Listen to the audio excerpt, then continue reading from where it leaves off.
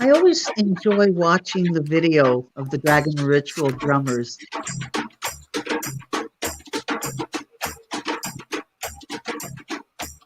Anyway, hello and welcome, everybody. Sorry, I got caught up with watching the video there.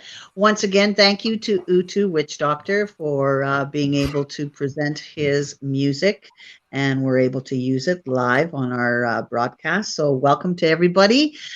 Boy, it's been a while since we've been able to go live, and here we are. My goodness gracious, we've had some problems trying to get some guests on board. Our own scheduling and also technical difficulties and stuff. So we're here now and we're live, and we have two very special people. We have Ken Allen and Mistress B, and they have their own podcast show. And that's what we'd like to do today, is to introduce our friends on their new podcast show, The Wizard's Table. So I want to say, welcome, Ken. Welcome back. How are you, my dear? I'm great. And it's good to be back. Thank you, guys. Thank you so much. No problemo. And Mistress B, what a pleasure. Just got a chance to talk a little bit with you backstage. And I can't wait for your bio to be read and the things that we've so far talked about. So welcome, my dear. Thank you. It's an honor to be on, and I'm so excited to be here. Oh, great. And of course, my co-host, Jean-Jerome Bodie, the super bad Babalao. I know Anka's just rolling her eyes when she hears me say that. Anyway, welcome, Jean-Jerome. And go ahead. Boy, everybody, welcome. Very happy to have Ken with us, back with us. He was one of our first guests in 2020 when we first launched Ancestral, and very happy to have his co-host Mistress B with us for the first time, and very interested to listen and hear a bit more about the Wizard's Table, this new podcast, and what areas of ideas you're going to be carrying through, or subject matter, what you're going to be focusing on, how it fits within the overall spiritual, mystic area of discussion. So I want to read your bio again for those that are seeing you for the first time, but may have forgotten. Our guest, again, Ken Allen, is a Miko chief of one of the Muskogee First Nations clan in Wakulla County, Florida. He's an ordained Catholic priest of the Magdalene Church.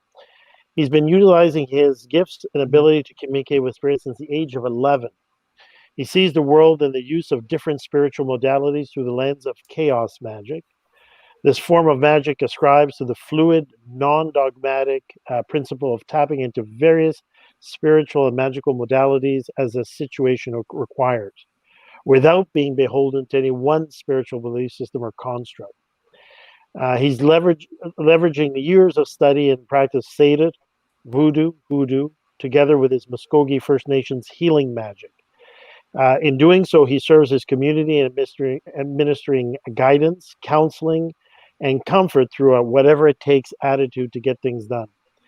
His practice includes performing healing rituals, conjure, ceremonies, even exorcisms.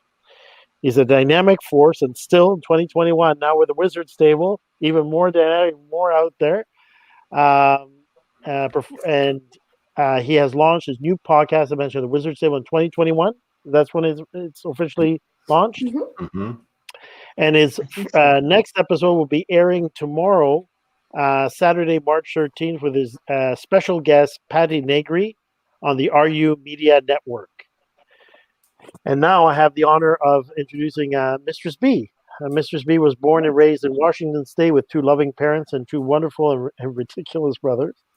She received a Bachelor's of Science in Forensic Anthropology. Now that's something worthy of taking note of.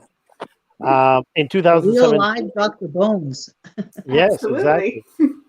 exactly. In 2000, from Central Washington University, and relocated to Florida in 2018. B comes from a Christian background and did not start delving into her craft until her early 20s.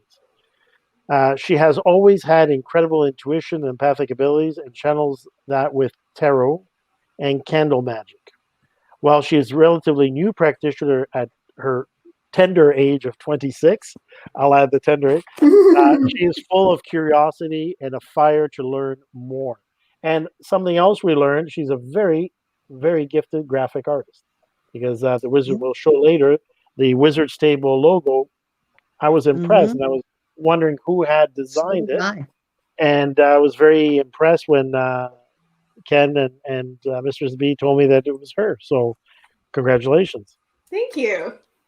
Yeah, it's beautiful. It's beautiful. When she showed it to me, I was blown away. I was like, hell yeah.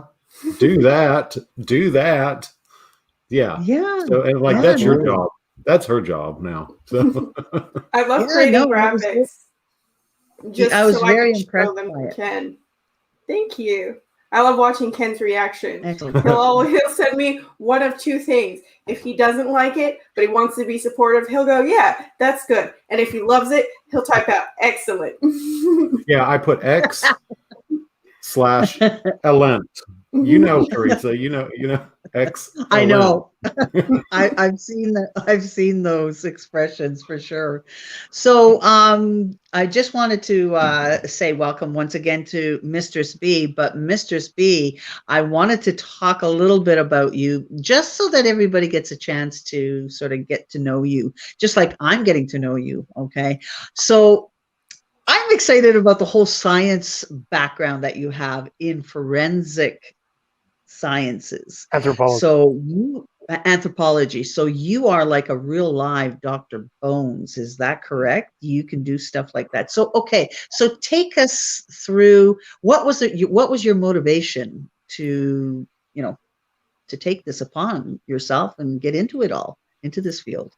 Honestly, I've always been interested in things that are a challenge, and I think forensics is such a challenge because you don't know what happened, and the only people that know what happened are dead and not going to talk about it. So it always excited me, and I've always been a little bit on the macabre side. And Bones was actually a show that I used to watch with my Nana, who I'm really close with. We would watch season after season, and I decided one day, I want to do that. I think I can do it, and I could help people, and it will suit all of my needs. It'll be a challenge every time. I'll be able to use and learn so much and be able to help people. So I went to school for it, and I absolutely adored it. It was so much fun. At one point, one of my professors handed my partner and I a kitty litter box with human remains in it, and she just goes, "Here you go, figure it out." And there was 5 bones in there. Wow. Oh, and I gather you did figure it out. We did, yeah. She gave us the most challenging one, but it was so much fun to just take whatever we learned and realize that there was so much more that we had to learn, and it was a blast. No kidding. And being able to utilize your education in that kind of investigative field, good for you. And also, because you are also a natural intuitive, did you find that sort of helped in any of your, cases? I assume you actually did some actual work with police and being able to utilize the skills that you were taught. Unfortunately, I didn't do any police investigation. Most of ours was done in a scientific setting. We did excavate a horse once, which was hilarious. But I found that my intuitive side did kind of come into play, because it's like you can hear and feel the spirit of that person. And so even when in that instance, she gave us that case specifically because some of the bone markers for the gender were off. Certain things would point to female, certain things would point to male. And so it was really hard to distinguish. But I knew, I was like, no, this is a man. This is a man. And so we had to find the science to back that up. And so it was really cool to watch my intuition be proven through the things that I was learning. Nice. Good for you. Good for you. See, I always thought that's something that would be really obviously very, it'd be almost a no-brainer if you're going to get into that field, is to utilize your intuition. I mean, as much as I loved watching the TV program Bones, right? I always found she was so dry. It was sort of, I mean, I guess that was the whole point, right? But I always thought if you kind of had her utilize her intuitives, right? It probably, I don't know, in my opinion, it would have made the show a lot better. But here we are, Mistress B, working the magic through the bones, so to speak. Awesome, good for you. So tell me, how was it that you got into, well, obviously into the occult, but also, is this a spiritual practice for you too? You know, doing what you do, you utilizing your intuition and whatever. Can you tell me a little bit about that? Yeah, so as my bio said, I was raised in a Christian background, and about age 12 or 13, something just didn't sit right. And I have this intense love of knowledge, and I've always been an anthropologist at heart. I want to understand why people do the things they do. And I think other people in other cultures are so beautiful, even if it's something that I don't personally agree with. I want to find out why they're doing it and what the reasoning is. And so that kind of led me to researching other religions and other ways of working. And of course, around 12 or 13, the occult is something that starts to pop up because, you know, you go to a slumber party and everybody wants to play light as a feather, stiff as a board, and that sort of thing. And so I started to research into it, and then I got my first set of tarot cards, and I did a reading for myself, and it was incredibly deep and accurate. And afterwards, I feel this sort of like raw, it feels like somebody took steel wool and kind of scrubbed my insides. And that's how I know I've had a real good reading, because it leaves my soul tired. And the first time I did a reading for somebody else, she absolutely started bawling. And it was this beautiful moment of healing and honesty. And ever since then, I've been hooked, and I've been delving into more and more as I feel called to it. And that's kind of how I came across candle magic. You know, I've loved candles forever. What girl doesn't? But I want to be able to take something that I love on one hand and something that I love on the other hand and put them together and make them even better. Yeah. Awesome. Good for you. Good for you for taking that initiative, you know, and going forward, especially, you know, coming from a Christian background. But I think a lot of us, you know, have, or most of us have, right? Some obviously don't, but still, I mean, I think, you know, being able to look at that, and with your intuition, but your natural inquisitiveness, to being able to be open to other cultures, other belief systems, kudos to you. I think that's awesome. Anyway, sorry, we're getting so absorbed with Mistress B, but Ken, my bro, Ken. Yeah, so tell us a little bit about what's new with you and how the Wizard's Table came about. So yeah, the Wizard's Table has been really taking up a lot of my time, and it's taking up a lot of Mistress B's time, more so than mine, because she's the one who's really on top of the technical aspects of it. If it wasn't for her, you know, thank God she came around to help me with this. But yeah, I don't know, it just hit me. The name hit me first. It's like the Wizard's Table, you know. It's so you. It's like, you know, I look for that I look for that Optimus Prime voice, you know, the Wizard's Table. That's what came to me, and I'm like, well, the Wizard's Table, okay, podcast, a table of discussion to talk about things. Let's do it. And what we want to talk about everything paranormal, everything occult, demonology, daemonolatry, sorcery, sex with demons, sex with, you know, and spirits, whatever. It doesn't matter. Okay. I don't know. All right. That literally. And paranormal shows shows. Absolutely. We were actually talking about that. We're backstage. We're talking about.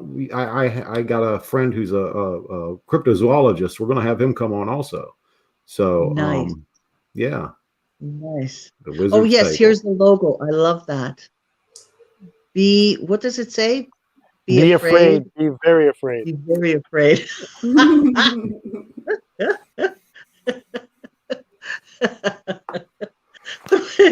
Okay, that's so you. Yeah. Be afraid. Be very afraid. I love it. That is a really nice logo. Good job. Good job. Awesome. Yeah, Oh, that's what we want to do, though. You know, we want to bring a lot of these things, dark things, into the light. You know, talk about these things. Nobody else is really talking about it. No, exactly. And I think that's the thing, you know, like people get so caught up with, you know, looking at darker things. And, you know, we've had these private conversations, looking at the darker side of, you know, the occult and other practices and everything. And just kind of like bringing it, like you said, to the light, you know, because really that's what we have to do. I mean, that's what your show is all about, isn't it, Ken? Yeah. Yes, it is. Absolutely. It's about the darker aspects of spirituality and magic and the craft, and whatever you want to call it. Warlocks, witches, wizards, sorcerers, medicine men, even. There are black medicine men on the Navajo reservation who practice black magic, and they're real. Yeah. Yeah. Oh, for sure. For sure. And I think it's so important because so many of us who got into the craft came from a religious background of some sort, or even just the common stereotype that witches are bad. You know, they didn't do the Salem witch trials for no reason. And so I think that once you start to learn about something and you realize, okay, it's not as bad as it seems or as bad as everybody says it is, then that's how a lot of people get into the craft. And I think we need to take that one step farther and talk about the darker side of things and realize it's not that bad either. Absolutely. Good for you. And I'm sorry, I'm ignoring everybody who's tuning in and their comments and that, but there's Sean. Hello, Sean. Everyone looks wonderful tonight. And, you know, Sean kind of, you know, we kind of owe Sean a lot, you know, all four of us. Yes, thanks for being on his show originally. That kind of prompted all of this. And we have a comment here from Sarah. Sorry, Jean-Jerome, I missed it. Hi, Ken, Alan. Reebok is here. Hey, Sarah. Hey, Reebok. These are your friends that are tuning in, which is awesome. This is great. Good. So, tell me about some of the guests that you're thinking of bringing on, Ken. I know we were talking. Well, we're having, tomorrow night at 6 p.m. on RU Media Network, we are having Patti Negri, the psychic medium from Ghost Adventures. Her and Zach work hand in hand quite a bit. She's done a lot. This lady has done a lot. She's full of powerful energy. She's an amazing person. There she is, Patti Negri. Right. White witch, good witch, medium, all those good things. She's also an actress and a book author. Yeah. Oh, good. So this is tomorrow, right? At 6 p.m. Oh, I got to tune into. And this is RU Network. This is the same network that RU Media Network. Yeah, the same one Sean Gilmore with Our Paranormal Podcast is on RU Media. Yep. Right, with Sean and Brian Mersel. What's their show called again? Our Paranormal Paranormal Podcast. Yeah. And they're fun. They're both awesome people. I know. I think very highly of both of them, and that I love. Come here. I want you guys to meet somebody real quick. Okay. Come here. Okay. This is Kevin Story, my husband. Teresa. Hi, Kevin. John Jerome. Hi, John Jerome. How are you, sir? How are you? Good, and yourself? Hi, B. I love you, baby girl. Hi, Pappy. How are you, Kevin? Are you doing well? Are you feeling better? I am feeling better. Thank you so much.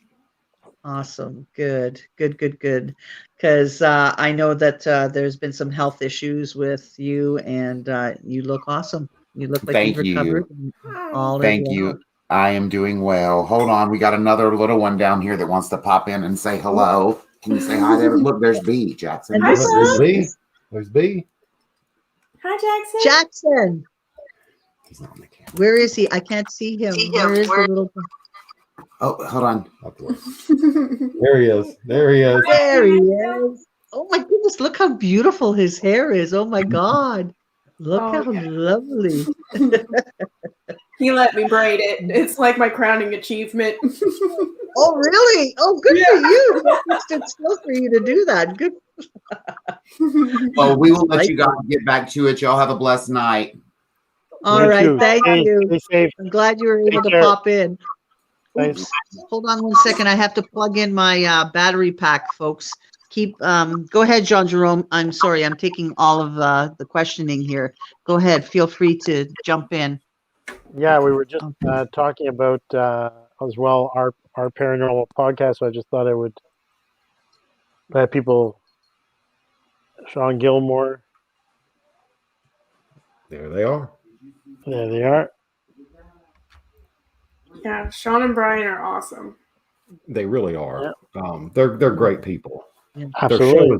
Their show And they've is got a fantastic. They've got a couple of interesting things coming up on their show too. I think they've got some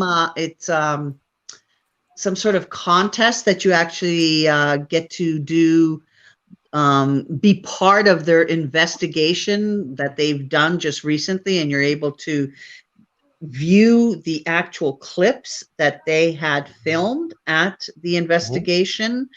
And you can sort of, if you see something, spot it, write down the time and whatever, and send it off to them and give them your impressions. And they will actually take that, because I think they're forming a documentary too, or something like that. I don't know, but so cool. Sean, if you're tuning in, let us know if I'm saying that correctly or not. I do want to publicly thank Sean Gilmore for this wonderful, his old microphone. Beautiful mic. His podcast. Yeah. I had him sign it. Nice. Cute. That's cute. That's really cute. But yeah, so Patti Negri, a cryptozoologist. We are thinking about getting Zarina Crow. What the hell's her name? Zarina LeVay, Anton LeVay's daughter. Okay, he's got 3 children. Last I heard, she was head of the Temple of Set, which is kind of like an offshoot of the Satanic Church or whatever. But hell yeah, we want her on. I don't care who she worships or whatever. What's her? What is her name? Zarina LeVay, Anton LeVay's daughter. Right. We talked briefly about that backstage. Right. Okay. So you're going to get her. You're going to try to get her on the show. We're going to try to get her on. Yeah. I mean, we got Patti Negri, so why not? Hey, no, for sure. And again, Patti Negri is the medium that comes on board for the show Ghost Adventures. If anybody's unfamiliar, Ghost Adventures is really, I think they're going, how many years have they, about 20 years? It's on its 23rd season, I think. 23rd season, yeah. Wow. Exactly. It's Zach and his team and his buddy Aaron that they do their paranormal investigations, and they go to some pretty amazing places and everything. But I have to giggle and I have to laugh, and I know me and Ken giggle and laugh privately about. Let's face it, come on, you're going into your 23rd year and you guys are still screaming like little girls when something goes bump in the night in an investigation you're at. I mean, I guess that's what makes the show kind of humorous, right? Yeah, but you would think gain some immunity or something to that spirit energy or whatever. I don't know. In their defense, I would scream like a little girl too. Doesn't matter how long I do it, I would scream like a little girl too. I told Sean and Brian, if they ever take me investigating, one of them has to hold my hands at all times. Well, you know what I told Sean and Brian. If I ever go investigating with them, I'm doing a solo run naked. And I'm serious. I'll do it. Well, if we go see Sean, remember we said we were going to do this whole event, and poor Sean doesn't even know that we're going to do this. We're all just going to descend on him, right?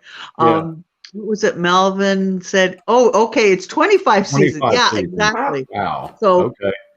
Wow. 25 seasons, and you'd think they would stop screaming when they hear a, something or other go in the background or whatever, And I mean, from what you had spoken to your guest, she said they're all authentic. Everything's authentic, right? Patti said that it's all authentic. And she said that she doesn't know where they're taking her, anything. She doesn't know anything. She's blindfolded. She doesn't know anything. Even when she gets there, she doesn't know. They walk her in, and then she just does her thing. Right. She swears to it. She swears to it. That, their energy level is always really high. I think because they have so much passion for what they do, even doing it this long. Absolutely. That they're already excited and on edge. And so I think that some of their reactions are less of being scared necessarily and more of like, oh my God, we got to go figure out what that was. No, and true enough. No, very true. That absolutely. I mean, you could tell if you watch. I watch their show. I enjoy it because I still get a giggle out of them, right? But it's true. You could tell the passion behind what they do. You know, when I remember the one episode, the one that really impressed me was when he went to see Annabelle, the doll, the haunted doll. Oh, yeah. Oh my God! It was brought to him by Tony Spira or Sapira. I can't remember his last name exactly, but Tony is the one. Okay, Tony is Lorraine Warren's son-in-law. Okay? That's right. He's the one who inherited the museum. Yeah, the museum and the doll, and he keeps it in a lockbox, and he only puts on gloves before he takes it out.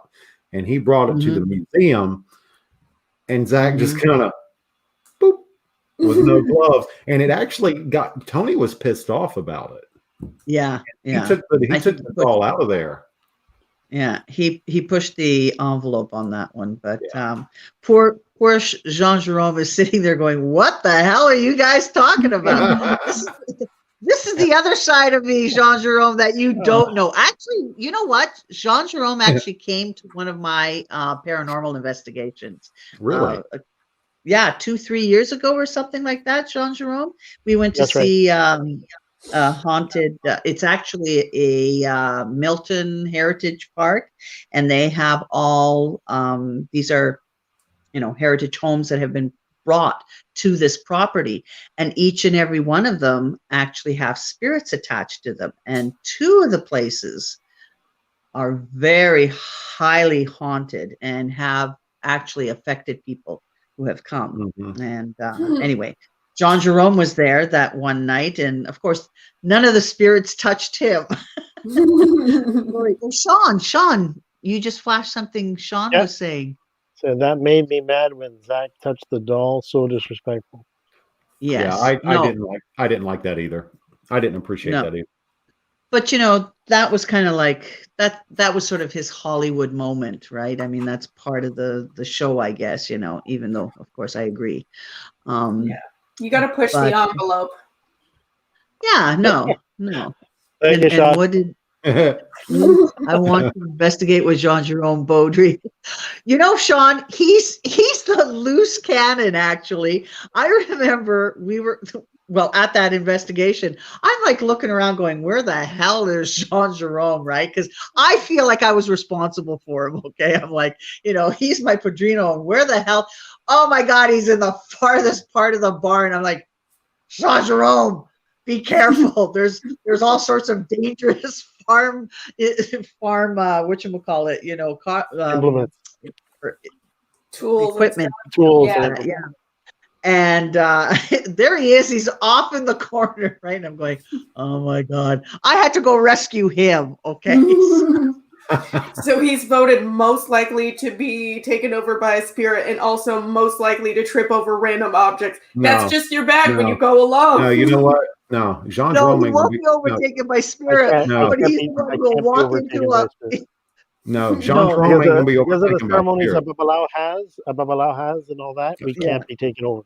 That's right. But he'll be the one that will walk into a race. When a Babalao, one of the reasons why a Babalao and anything like that is 50-50 is because when a Babalao comes in, because of the initiation we have, most spirits will withdraw. Yep. Yeah. Oh. They sure will, baby. Because of the initiations we had, like they see us as a spirit. That's incredible. Awesome. So, well, I apologize if I offended, but I think that's one of the... It's not a problem. No, but that's one of the reasons why, like, for instance, that's why Babalaos would typically not engage in certain functions. And that's one of the reasons why we look at the whole phenomenon of investigations very differently. There's always an interest to see, from a scientific side or own curiosity, to see if the science or the investigator can actually pick up on the phenomenon. But we because of the divining system of Ifa, we know what's there. We typically know how to address it. And we typically, if we engage something like that, is to correct it, to bring balance or peace back to it, or to clear it. Right? Like that the thing for us, it's not so much as just to observe, but many times when we're called in, it's because we have to clear it. And a lot of my godchildren, clients, and all that know that when it's something serious, like, and we really need to remove it, that's when they will ask me to come in and I divine to see what Ifa says, to see what the nature of the situation is, and then to address it, right? No, so we're the type of person, if a business is trying to leverage the attention and the tourist value of being haunted and everything else, you don't want to bring too many babalaos. Won't be haunted for very long. Because it won't be haunted for very long. The spirit either will engage or the spirits will basically back off, right? Right. That's so awesome. Yeah. But I was laughing because, like I said, he would be the one who'd walk into the rake, and the rake would just go bang, hit him in the head, and he would still keep walking, right? And go right past and sort of like take the rake, woof, throw it off to the side, and off he goes, right? And it's interesting because he went to the place where there was someone who was on that investigation who had a tendency to go under. Okay. And I found it was interesting. He was going in the same direction as this person, and he never met this person before. So when I saw, like, I thought, okay, I knew where that person was, but I thought, okay, so where's Jean Jerome? And then when I found him in that same area, I thought, oh, well, then that's a good thing. Then I don't have to worry about, trying to save that person. Like Jean Jerome kind of instinctively went there and was around that person, right? So that if the spirits were coming, and they're in that particular area, in that barn, previously on a different investigation, because we had returned to this place, there was problem. Okay, there was a problem in that area. Okay, so I thought it was interesting. Jean Jerome just kind of beelined naturally towards where this person who had issues with spirits, right, easily overtaken. And so, it was a good thing that Jean Jerome was there. Did you do a before meditation, Jean Jerome? Sorry? You did, didn't you? I didn't hear the question. Did you do an investigation? I mean, sorry, did you do a divination before you came to that investigation that I had invited you on? I have to. Before I go to anything like that, I have to, right? Because I'm going there. I'm going there to support you. I'm going there, to look at the process and the idea. The point of this investigation was that the ladies, Teresa and her colleagues, were doing these investigations to help people develop their mediumship, to help them to understand how to do so in a safe fashion, to help them to understand how to be respectful of the environment, of the place, of and also to be able to compare what each individual would feel and so forth. So in a case like that, I'm there to support Teresa, and I'm like the bodyguard in a sense if something goes wrong more globally, right? But I can't intervene. Like, it's not my place to intervene. That's why I go to a side, because if I'm too close, typically spirits will back off, right? Because it's one of those things. But it's not me. It's not because it's Jean Jerome, and it's just because of the initiations Babalaos have.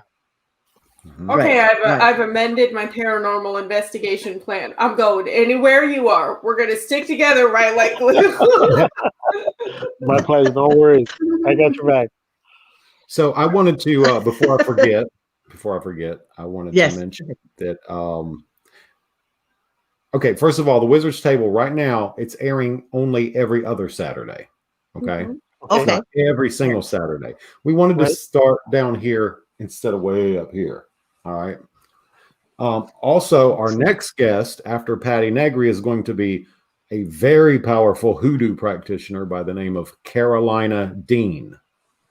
I know Carolina from a Facebook group that I'm on. That's excellent. Right. Probably with Denise Alvarado. That's right. Yeah, I got him coming on. That's right.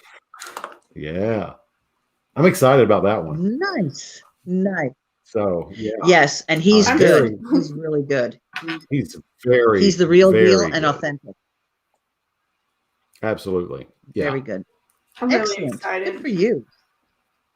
Yeah. And so what other I'm hoping guests, that go ahead. Oh, go ahead. No. Go ahead, Mistress. I'm hoping that we'll break our streak of every time we're on a podcast. It happens when we're on other people's podcasts as well. It's happened here that we can get through a podcast without mentioning ghost sex. So I'm waiting for that day to happen. No, I will bring that crap up. I will bring that shit up every damn time I get a chance. What? Say it again. I missed it. What? Every single podcast we're on, somehow, some way, ghost sex gets brought up, and I don't know why, but I'm hoping that we're going to break that streak some point. Okay, well, but you've opened up Pandora's box. So can you, Absolutely. So for people tuning in, what is your definition of that? In other words, how do you define it? What is the phenomenon you've either been privy to or investigated? Like, give us a little bit, because as crazy as that sounds, that topic does come out. Valid. It is a real thing. I've had in my 10 years of being a priest, I've had exactly 5 situations that were real, and where the ebos and the offerings that to clear that were not a piece of cake. Yeah, so that's some real stuff. I'm curious to see your perspective. It's a real thing. Define it for us. You asking me or her or both of both of you, whichever wants to take the question. Go ahead. Well, I'm not going to comment on my personal experience with that. All right, I'm just not comfortable right now talking about that. If that's okay. I mean, if you really want me to, I'll go there, baby. No. Just talk about it in general, or whatever. You don't have to, go into personal things if you don't want to. No, yeah, of course, it's absolutely, it's real. There's whole ceremonies out there set around evoking and invoking spirits solely for the purpose of having sex. Absolutely. For having sex. And in fact, Patti calls it spectrophilia. But which I kind of like it. I love that. But yeah, there's whole ceremonies. Patti Negri, she calls it spectrophilia. Oh. Okay. We talked about it. We talked about it with her too. I think that a lot of it gets kind of, again, this really bad rap of like, oh, you're having sex with a demon, but you can do it with formerly human entities as well. There's a lot of, some of them real, some of them questionable accounts of people who have had loved ones visit them or stuff like that. It doesn't have to be some sort of incubus, succubus, god thing. No, not You're always. right. I mean, there are ceremonies set up to evoke an incubus or a succubus, but yeah, you can do it with human spirits as well. Absolutely. And it has been done, and it's still done to this day. It's been around for thousands of years. I'm laughing because when they come to me as a babalao, they don't tell me that it's when I consult, and those phenomena do exist. Again, they do. They're not every case. In some cases, there are other issues at hand. There could be mental illness, some schizophrenia, or other things at work. But in some cases, there are, and I'm telling you, getting rid of some of those type of things is not a piece of cake. So because I know a girl. Find out that people are actually trying to invoke it. Now that's interesting. I know a girl. Well, I don't know her, but there is a girl in Panama City, which is about an hour and a half from me. 2 hours from me. Yeah.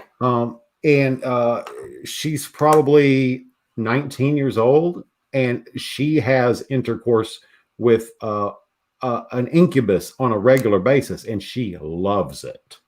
loves it. Well, but you're right, Jean Jerome. They're extremely difficult to get rid of. Absolutely. Because think about what there's the intimacy of that, the connection of that. It's to the powerful. other side. Yeah. As well. In that way. Sean, I really like your question. What is Sean saying? I saw a video with go ahead, Jean Jerome. I saw a video with a priest explaining ghosts. He said ghosts are human spirits who need help getting out of purgatory, can only be helped by prayer. Everything else are pretty much demons. What is everyone's thought on this? I don't think everything else is demons. Yeah. There is that belief of human spirits being in purgatory. Obviously, Catholicism and Eastern Orthodox believe in that heavily. And prayers, saying the rosary for the dead in purgatory does help them get out, et cetera, et cetera. But no, I don't agree with that at all. I think that there's human spirits everywhere. It's not all demonic. That's ridiculous. Absolutely. The way I kind of think about it is in terms of energy, in that every person has this powerful energy, and sometimes little bits of it get left behind. Like personally, my grandmother wore a very strong perfume, and I loved the smell of it. So you could always tell which rooms that she walked through, and certain actions, certain things that happen to you in life are a lot stronger, just like dumping out a bottle in a room. And I feel like sometimes that's when you get this paranormal activity, is it's that echo that's still stained in the carpet, and you're just kind of smelling the perfume potentially, light years later. Mm-hmm. Could be. I know an interaction. I know people that's married deities. I know people that's married Odin. And what's her name? Yaya has said that the spirits will get jealous and ruin a real relationship. Absolutely, they will. Damn right they will. Mm-hmm. Mm-hmm. Sure, they don't want to stop. Mm-hmm. Yeah, that happens a lot. Wait. This is a Catholic belief that everyone else is. Yes, exactly. No, exactly. And I was going to say that sounds like a very Christian outlook. From a Yoruba perspective and a West African perspective, there's a couple of things, right? Usually the whole Christian paradigm sort of goes out the window. Okay, first and foremost. Number one, Ifa doesn't believe in purgatory. We don't have something like purgatory. In terms of the West African belief, we don't have anything else like also hell, like the concept of hell. There are different different spiritual realms, what we call ikoleoru, and different aspects of the spirit world, different what we call in maybe Western different dimensions and everything else. In terms of the spirits, not every spirit is, again, a malefic spirit or non-human spirit. The phenomenon, we have situations where real people having real situations where they're describing intimacy and all that with their spiritual husband, which is part of their egg bank, because it is believed that before we come to earth, we all belong to a clan or group of spirits that may have both human and non-human elements in them, almost like a tribe.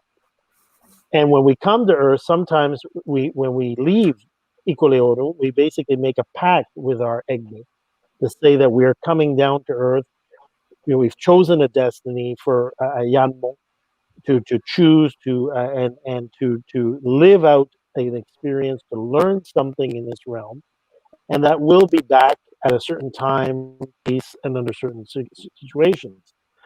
In the same way that we as living beings, have families, we have some have partners, husbands, wives, and children, so forth. So do we in the spirit world. That's why for the Yoruba and for many of West Africa, this world is just the marketplace, right? This is a place where you come basically to learn, to acquire, to exchange, but your stay here is very impermanent. Mm-hmm. And then when you go back, that's really, you're back into your real home.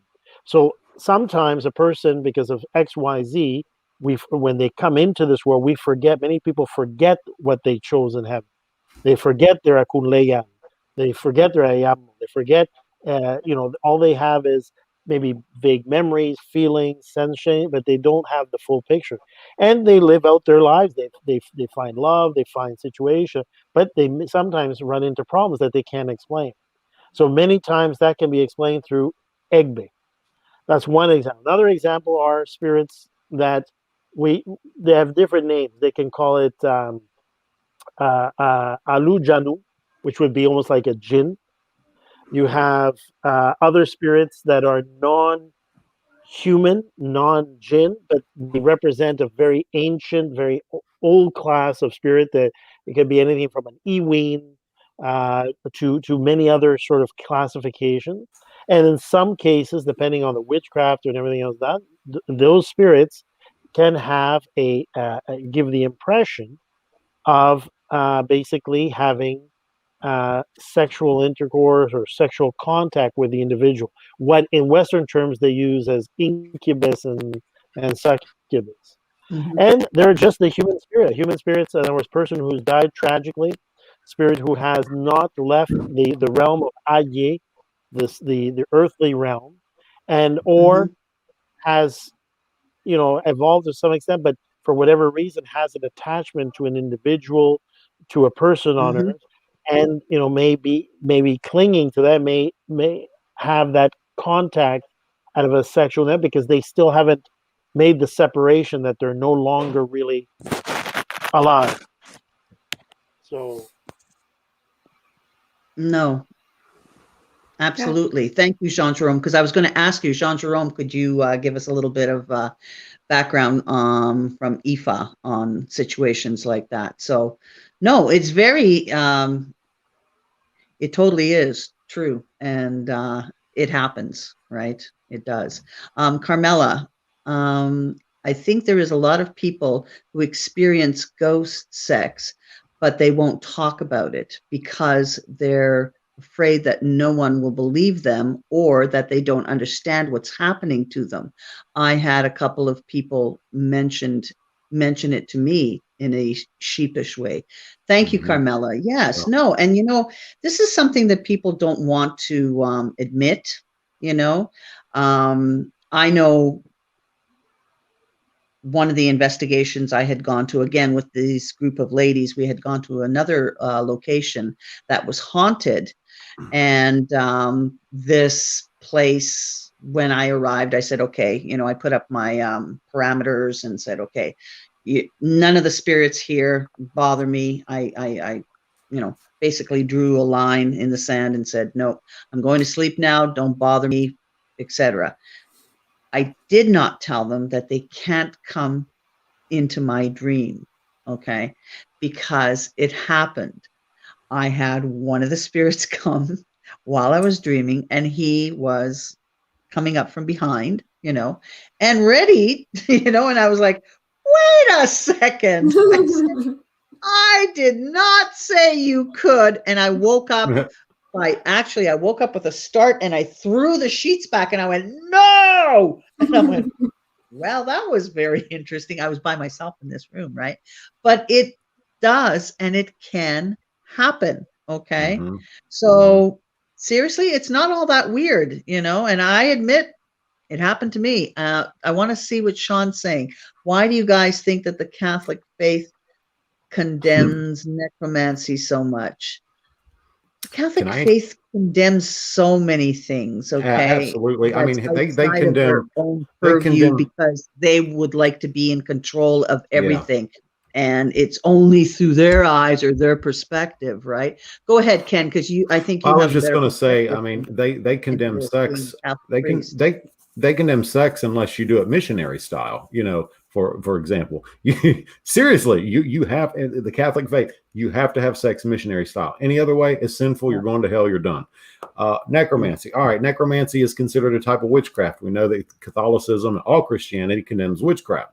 Also, because necromancy, according to the Catholic faith, you're not talking to human spirits. You're always talking to demons. It always comes down to demons.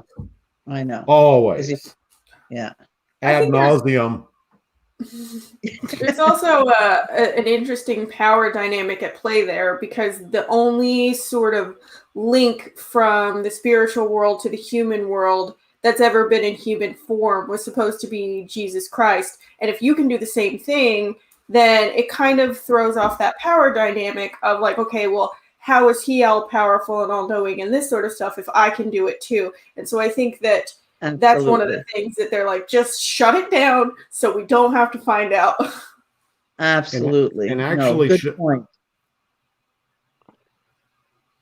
Go ahead. What does Sean say? I agree with everything you guys are saying.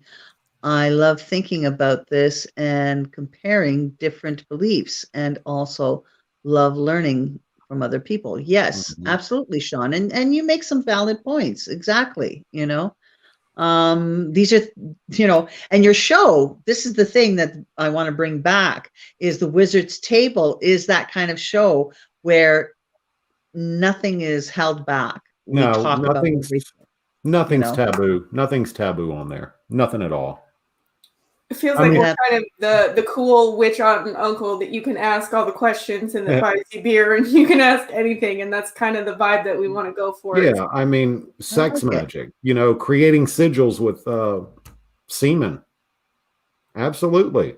Firing off a sigil in chaos magic is basically masturbating while looking at a sigil to empower that sigil. We talk about that. It's real.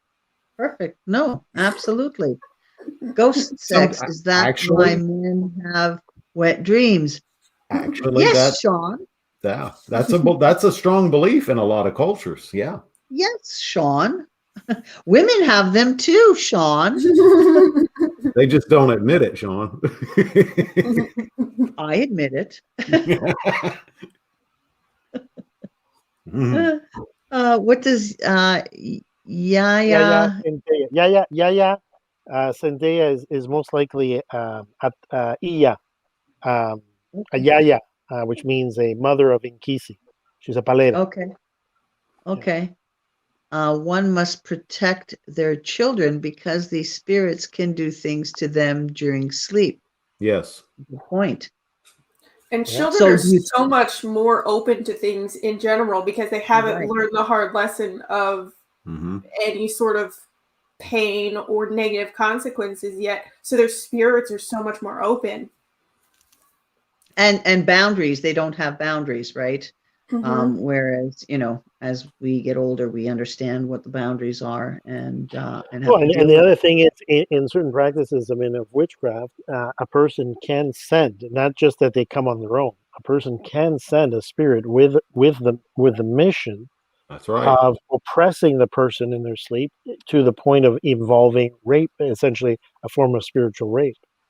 Absolutely. Right? That which is some nasty. We're familiar with that. It's you see that happen in some situations, right? So, and those things that when to call on that, they have to call, you know, usually a non-human spirit and something not very easy to remove, right? So you know. Let's just say it's not an easy thing to remove, and it takes a big ceremony to remove. Absolutely. And Ken, do you have, like, when you've talked about, or are you going to talk about this? Do you have suggestions for people to be able to prevent it? Let's say, like in the example that Yaya to protect your children. Absolutely. Sorry, I forgot her name. God, there's a plethora of ways to do it that's very effective. A plethora of ways to do it that's extremely effective. One of the simplest things you could do is a blessed crucifix made out of iron, or a blessed iron horseshoe. And a lot of your darker spirits do not like iron. Them and iron don't vibe very well. But there's thousands of things you can do to protect a child in their bed. You can put things under their bed. You can put a bowl of milk under their bed that's been blessed. That will protect them overnight even. So it just depends on the culture. There's so many cultural ways to do stuff like that.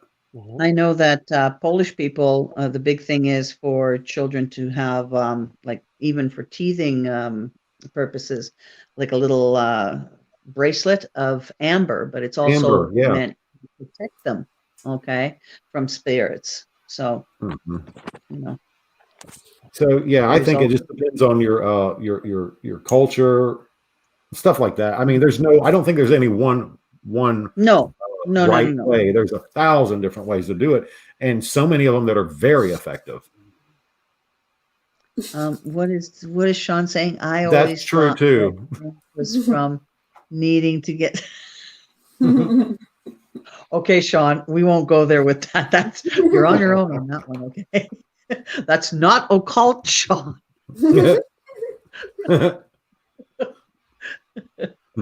Oh my God, that's funny. Salt under the bed. Yeah, salt under the bed. Absolutely. Yeah. No, for sure.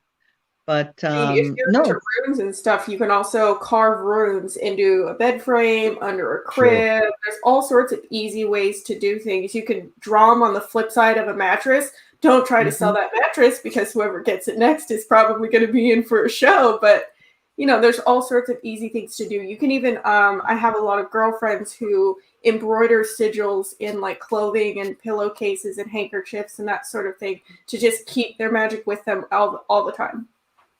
Well, I have things that are on either 4 posts of my bed, right? But that's just me, right? And I sleep with all sorts of other weird things around my head, right? And still shit happens, right? But Yeah. I mean, I don't think there's any guarantee. Nothing is, come on. Something's always going to slip. If something is determined to slip through, it's going to happen. Absolutely. Go ahead, John Jerome. You're going to say something? If I can, Ayesha Awubile says, the dark spirits flee from Ayatul Kursi, the 3 Kul, Surah, Safa, and Baqarah. That's Islam. Certain chapters of the Quran. So the main thing in something like that, it's like from an Ifa perspective, is always for us is we always ask Ifa.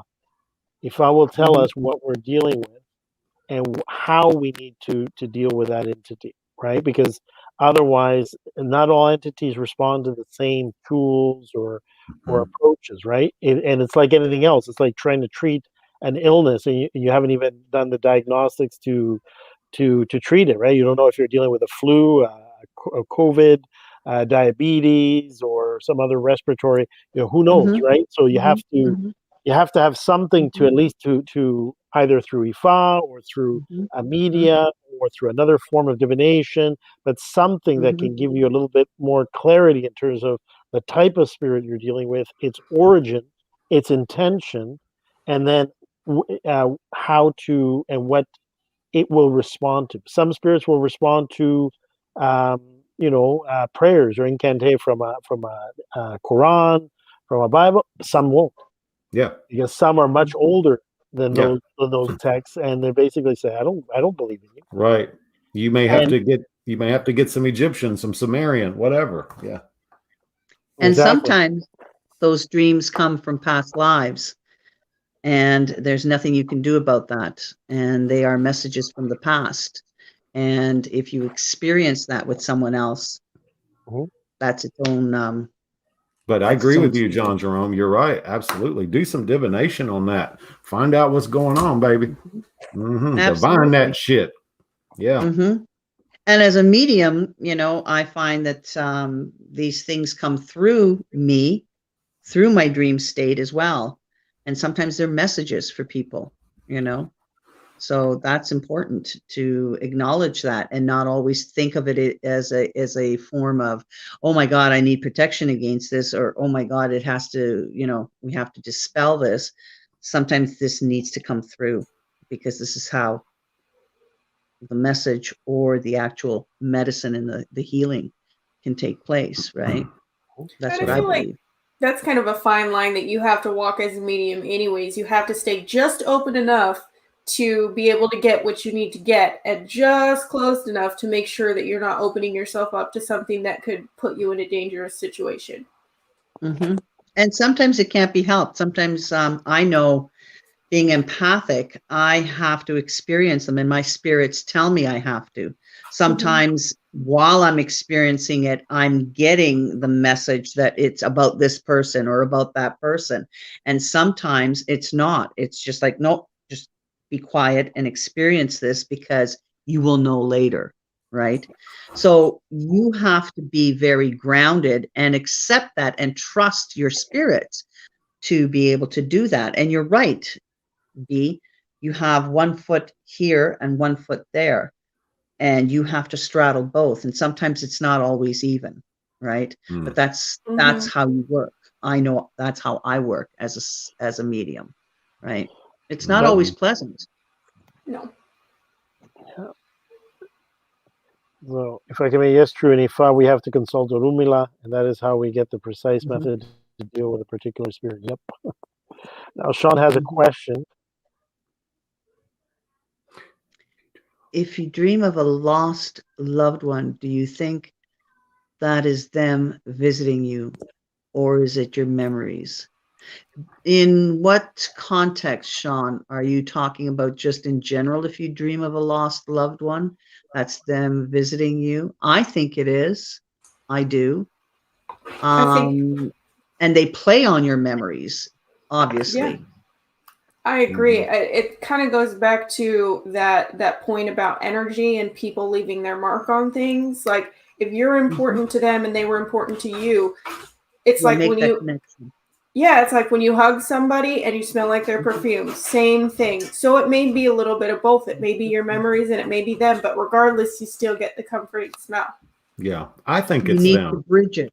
You need to bridge it. Whether it's your memory, they'll work through your memory. That's how they communicate with you, right? Spirits can work through so many powerful things, and our mind is so receptive to that. It's phenomenal what the mind can do. It's phenomenal. Especially if you prepare yourself for it, or if you're in dream state, then you're more open to it, you know? Yeah. And that's something to observe as well, right?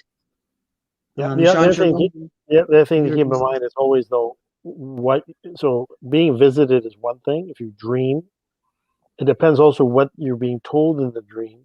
Yep. What are the references of the dream? Because there are situations where another spirit may use your memories. Oh yeah. And may use that to make you fool you into believing that they are your relative. And when in fact, if you go to divination or you have a medium, the medium says, whoa, that's not your mom, that's not your dad, that's something else that's trying to usurp that memory and use that as a facade in order to basically take control or oppress the individual, right? And sometimes demons can and will do that. Why? Who the hell knows? Whatever. You know, they have their own needs, wants, desires, and motivations like we do, and like the jinn do too.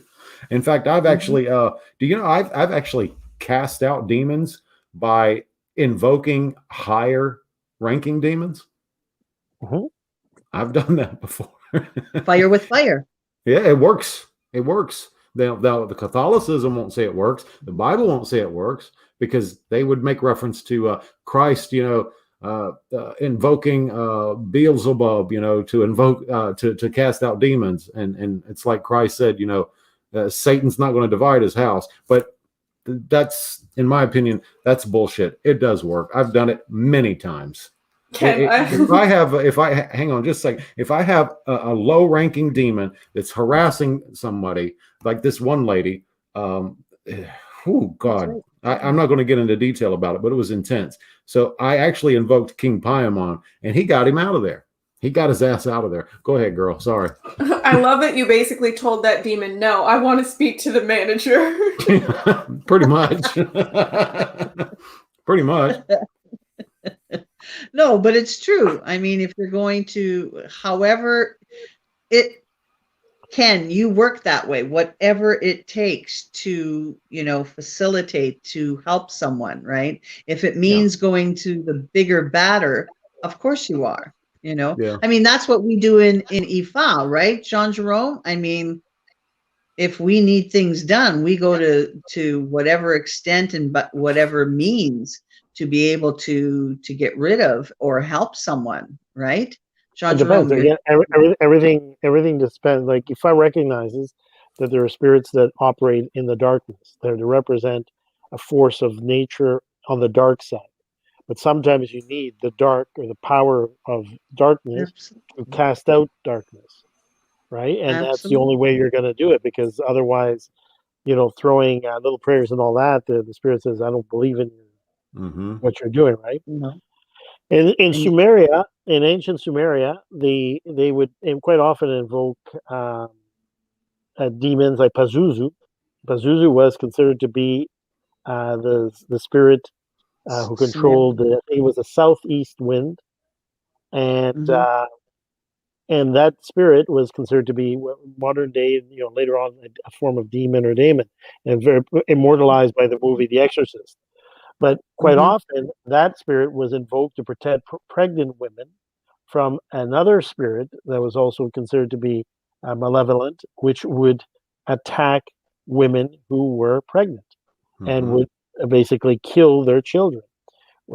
So it was often that the Pazuzu was called to fight off or to ward off Lamashtu. And those concepts, those basic constructs of working with these different spirits, and again, the term demon, a demon, everything that wasn't, either Christ or Allah was, which could have been a god. It could have been a spirit of the land. They were all just sort of lumped together as some sort of demon. Catch-all called demon, right? Which meant a daemon was a spirit which had power which was probably not human, which had special powers over nature, over one element of all that of the world, but were not considered to be, essentially as like a celestial. Were considered to be more a spirit of play, or a spirit that was dealing with certain situations on earth. And the Catholic Church just took all of it and said, "Oh, these are all evil," right? And that's not the case, right? So, yeah, a lot of them are actually. I mean, you basically said it, but a lot of them are actually gods, ancient gods, ancient divinities, absolutely, ancient divinities, yeah. Yep. Divinities that aren't really understood, not by our modern concept of mythology, at least. And that's something that Ken and I discuss a lot is, how are we supposed to think in our limited knowledge and know what's evil and what isn't evil, because it happens in humans. You can do things with the best of intentions and bad things happen. So how are we supposed to judge any sort of thing more powerful than us and know for a fact whether it's evil or not evil? I don't think you can always judge something like that by a human concept of morality. No, because we're imposing our morality on a being like that, and who the hell are we to do that?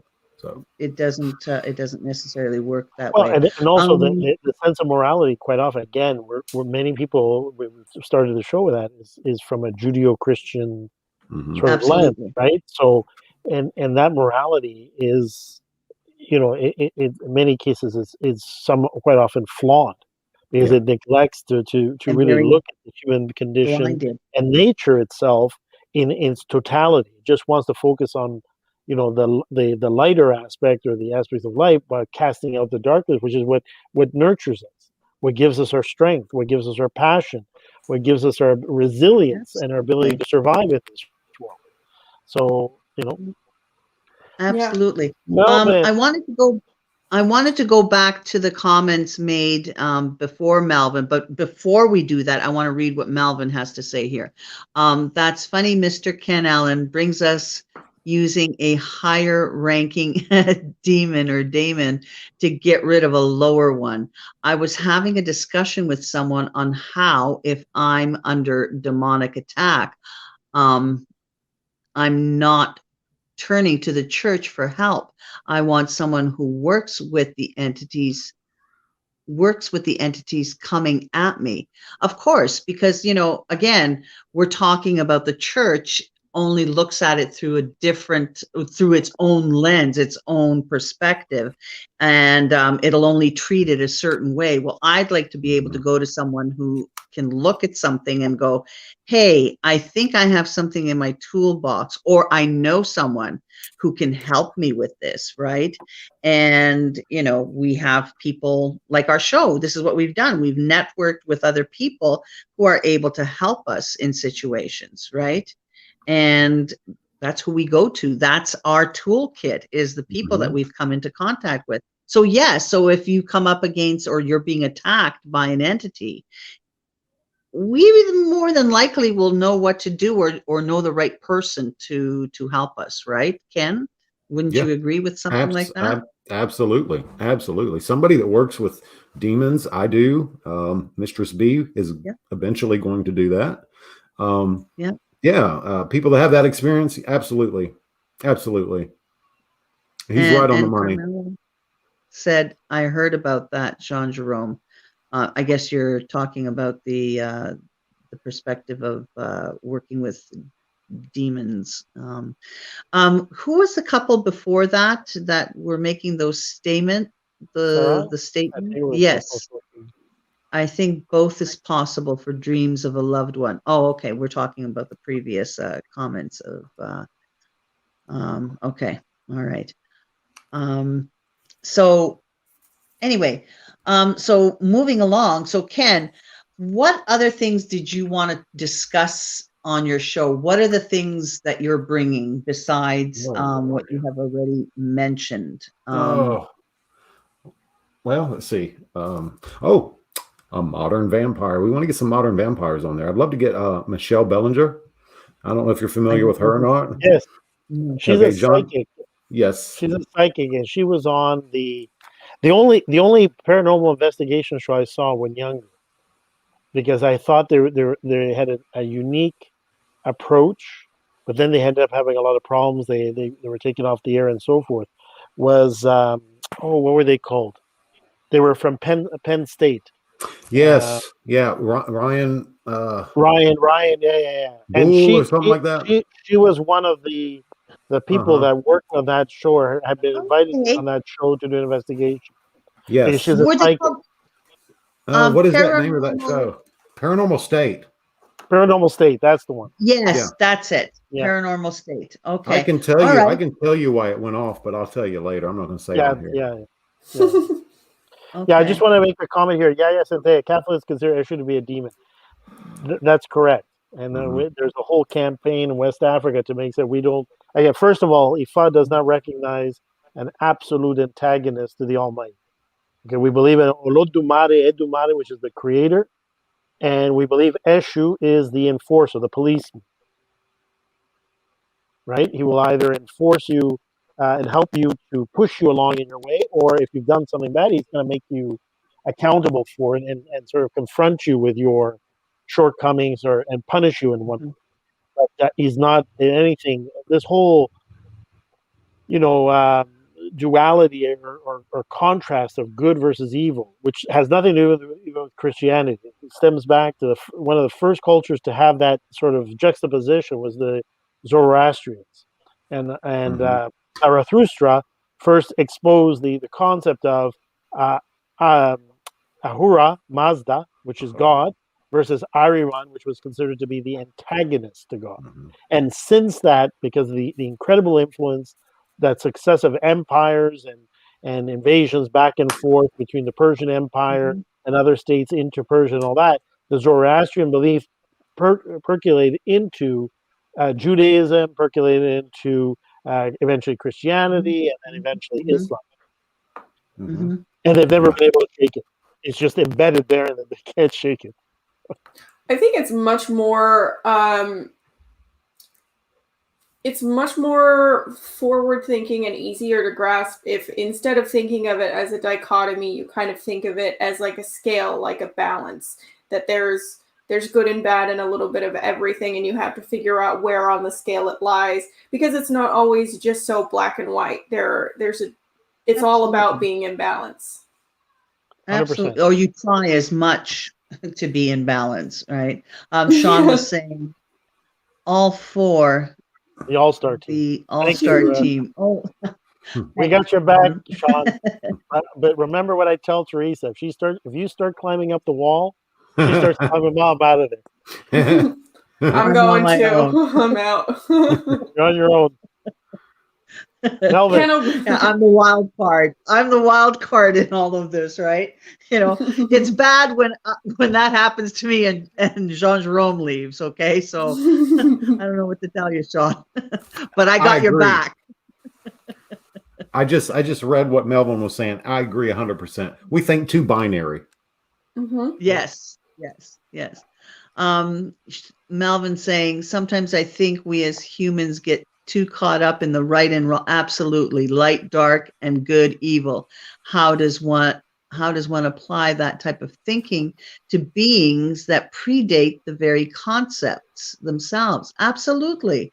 You know, we're so caught up in our human experience and our human perspective that there are all sorts of other entities and worlds out there that don't think the way we do, and to come up against, let's say, a primal force of nature itself, and to deal with that, it doesn't think like we do. It can't, right? But somehow it communicates, and you can't impose right or wrong. It just is. Right? Or like, for example, dealing with a jinn, it doesn't think. I mean, we put those concepts of good, bad, or evil or whatever. They don't, you know, like. And I think it's kind of a humbling experience to watch something that you think is so fundamental and such a core sort of frame of reference to just get broken down. And that's why I love just delving into more and more of this, to continue to challenge everything that I know and see what else is out there. Mm-hmm.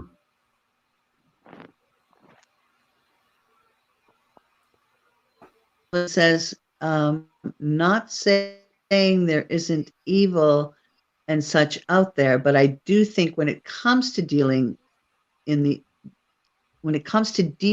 occult, you have to have not only an open mind, but you have to be able to alter your perspective.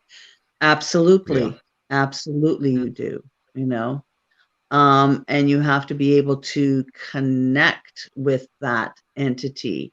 That's the job of the medium, is to be able to connect with that entity and find out what it wants, what it says, what, you know. You have to kind of be that, right? I mean, Ken, what's your perspective on that when you've come across it? I mean, you have to kind of basically walk the walk of the demon, right? Absolutely.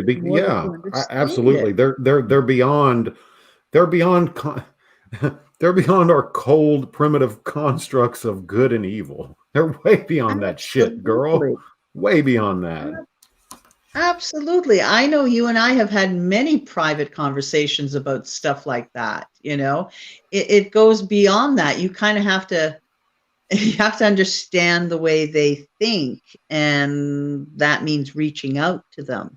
You have limited our mind is, right? Yeah. And when you work with them, some people are scared to death of work with them. Some people have no business working with them and should never even attempt it. But when you work with them for years and years, you understand, you learn, you start to think like they do. That's not a bad thing. People think I'm crazy for saying that, but that is not a bad thing. Just my opinion. Based on my experience. I think that's why Jean Jerome laughs when he says, when you start crawling the wall. Well, that's me, you know, becoming one with the whatever, you know. It's like, well, you're on your own, girl, you know. But he know, you know, you have to trust yourself enough to know that you will come back off that wall, right? Yeah. And I know that Jean Jerome would have my back, right? Yeah, because I mean, he has the lasso and we'll throw it up there. Yeah, because I'll be the one turning on the car. no matter how many years you or I or whoever have been working with these entities, at the end of the day, we are still human beings. We are still mortal, so we still we still have to be careful, sure, Oh, God, yeah. or we'll get drawn into that. Absolutely. Vortex. We're lost. That's the other thing. And even if we do work or and all that to get it off somebody, we have to do work on ourselves and then bow to ourselves and all that to clear it off ourselves. Because even if it doesn't take us, it can take somebody we love or bounce off somebody to somebody we love, because that spirit has been displaced, right? So we're not bulletproof. We have to do the work, right, to remove, but we also have to do work to clean ourselves and to clear the area and to clear. Like it's not just often a one-shot, wonder, right? You have to take it into several phases to actually fully remove the influence. Absolutely. And that's the other concept. Thank you for saying that, Jean-Jerome, because, okay, we can come back and everything, but, you've got residual dirt around you and you have to make sure you get rid of that and that it doesn't fall on someone that you live with, your significant other or another family member or something, and that's part of spiritual baths, not just for yourself, but for your family. I know a lot of people who work in this, they make sure that their families are cleaned, that they're spiritually cleaned and that they're taken care of, right? And that their homes are clean.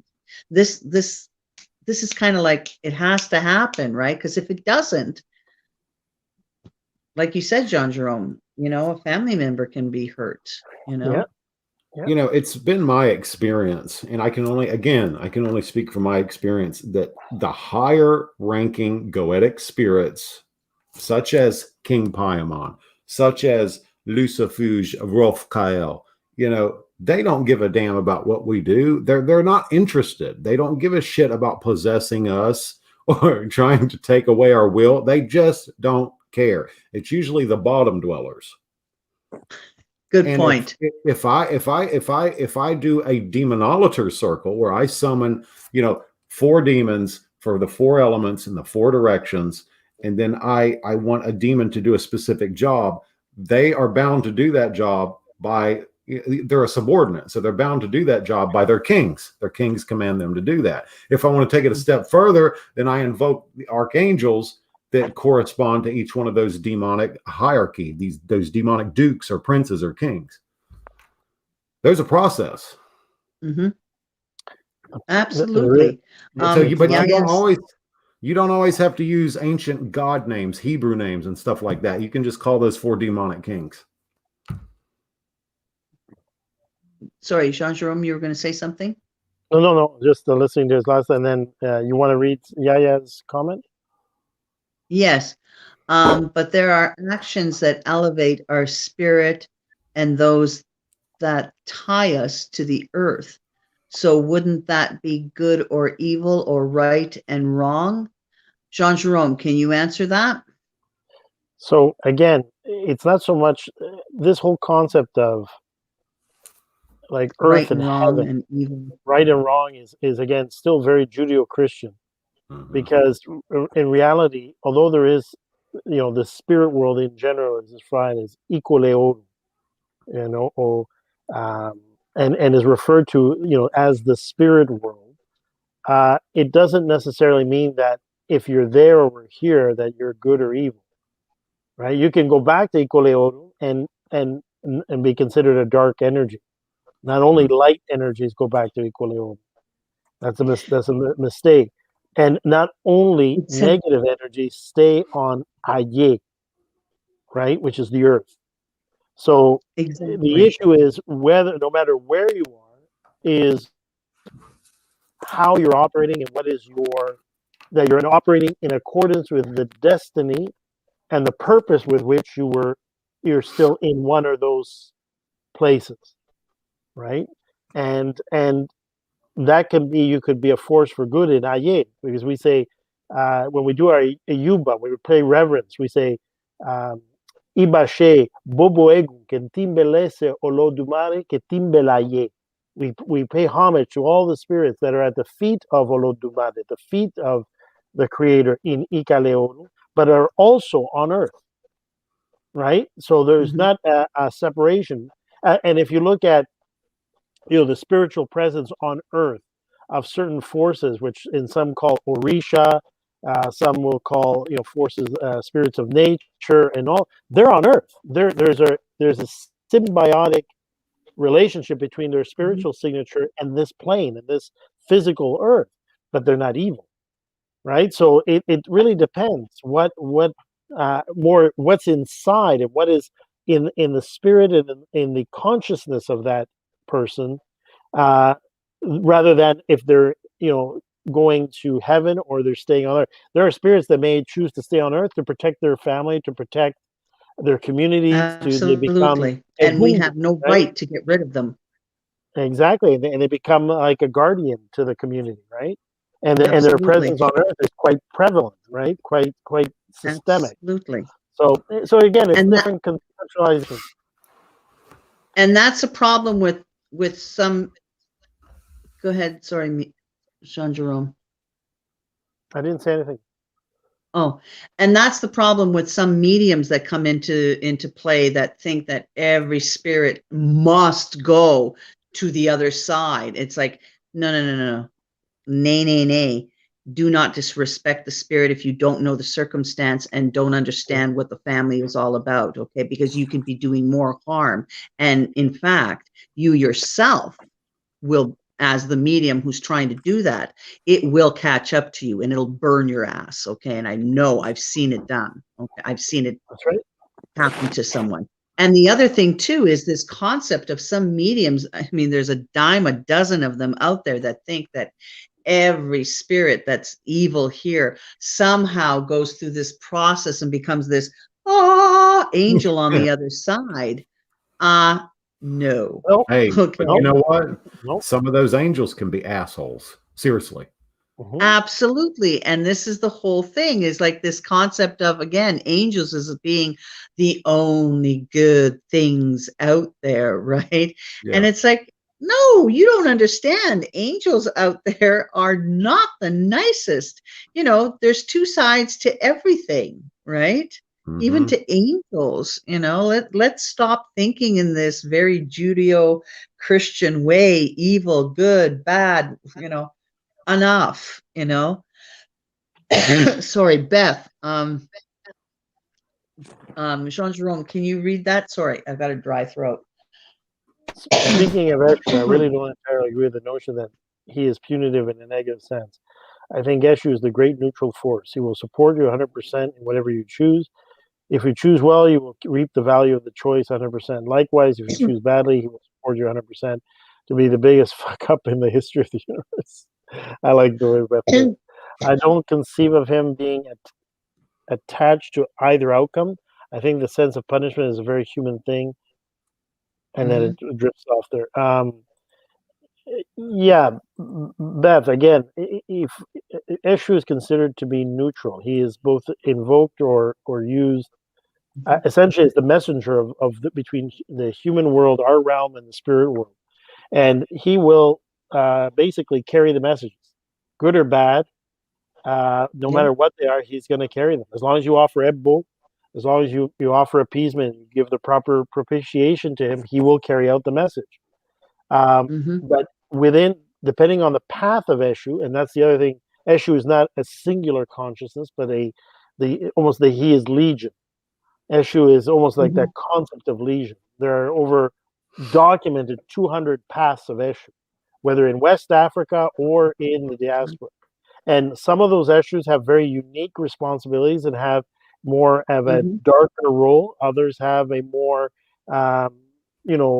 communicative role, supportive role, facilitating role. It depends, right? So again, it's not a one size fits all. Eshu has many, many faces, literally.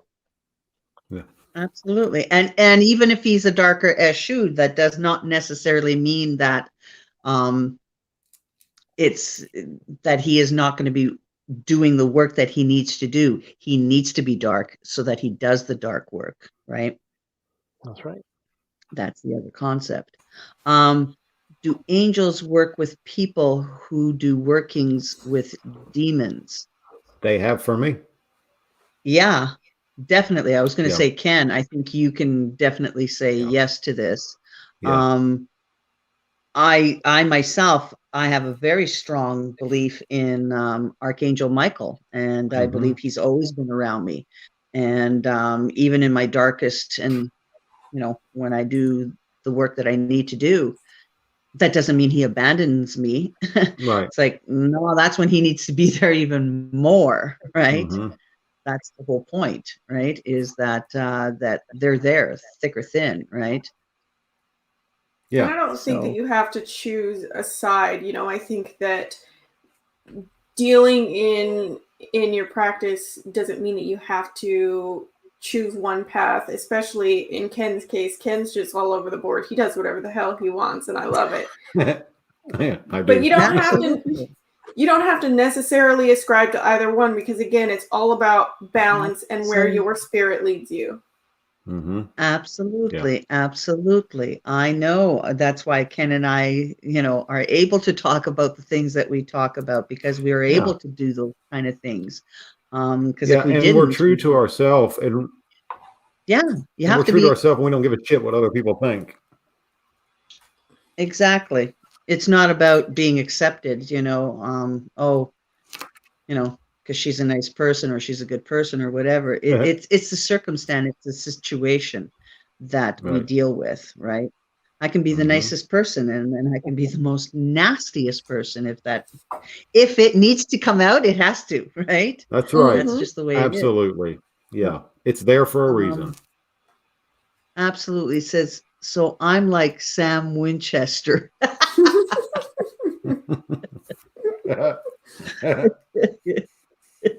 Yes, Sean. Yes, you are. Archangel Michael protects and guides me. Yes, and me too, Sean, believe it or not. I know some people would think that's odd and strange. I believe everything has an issue. Yes, Beth, I do too. Absolutely. Way more than 200. Okay. Yeah, over 200 documented. Right. There's much more than that. 200 documented, right? Can you tell us a little bit what Eshu is, in case people who are wondering what is it that we talk about when we talk about Eshu? I'm just going to, excuse me, I have to get something to drink because my throat is getting really dry. So I'll leave you with that, Jean-Jerome, to answer that question for people. I'll make it brief. Go ahead. So Eshu, again, as we mentioned, is the Orisha, or the energy, Inumana, that basically handles communication between all the divinities and human beings, and amongst the divinities.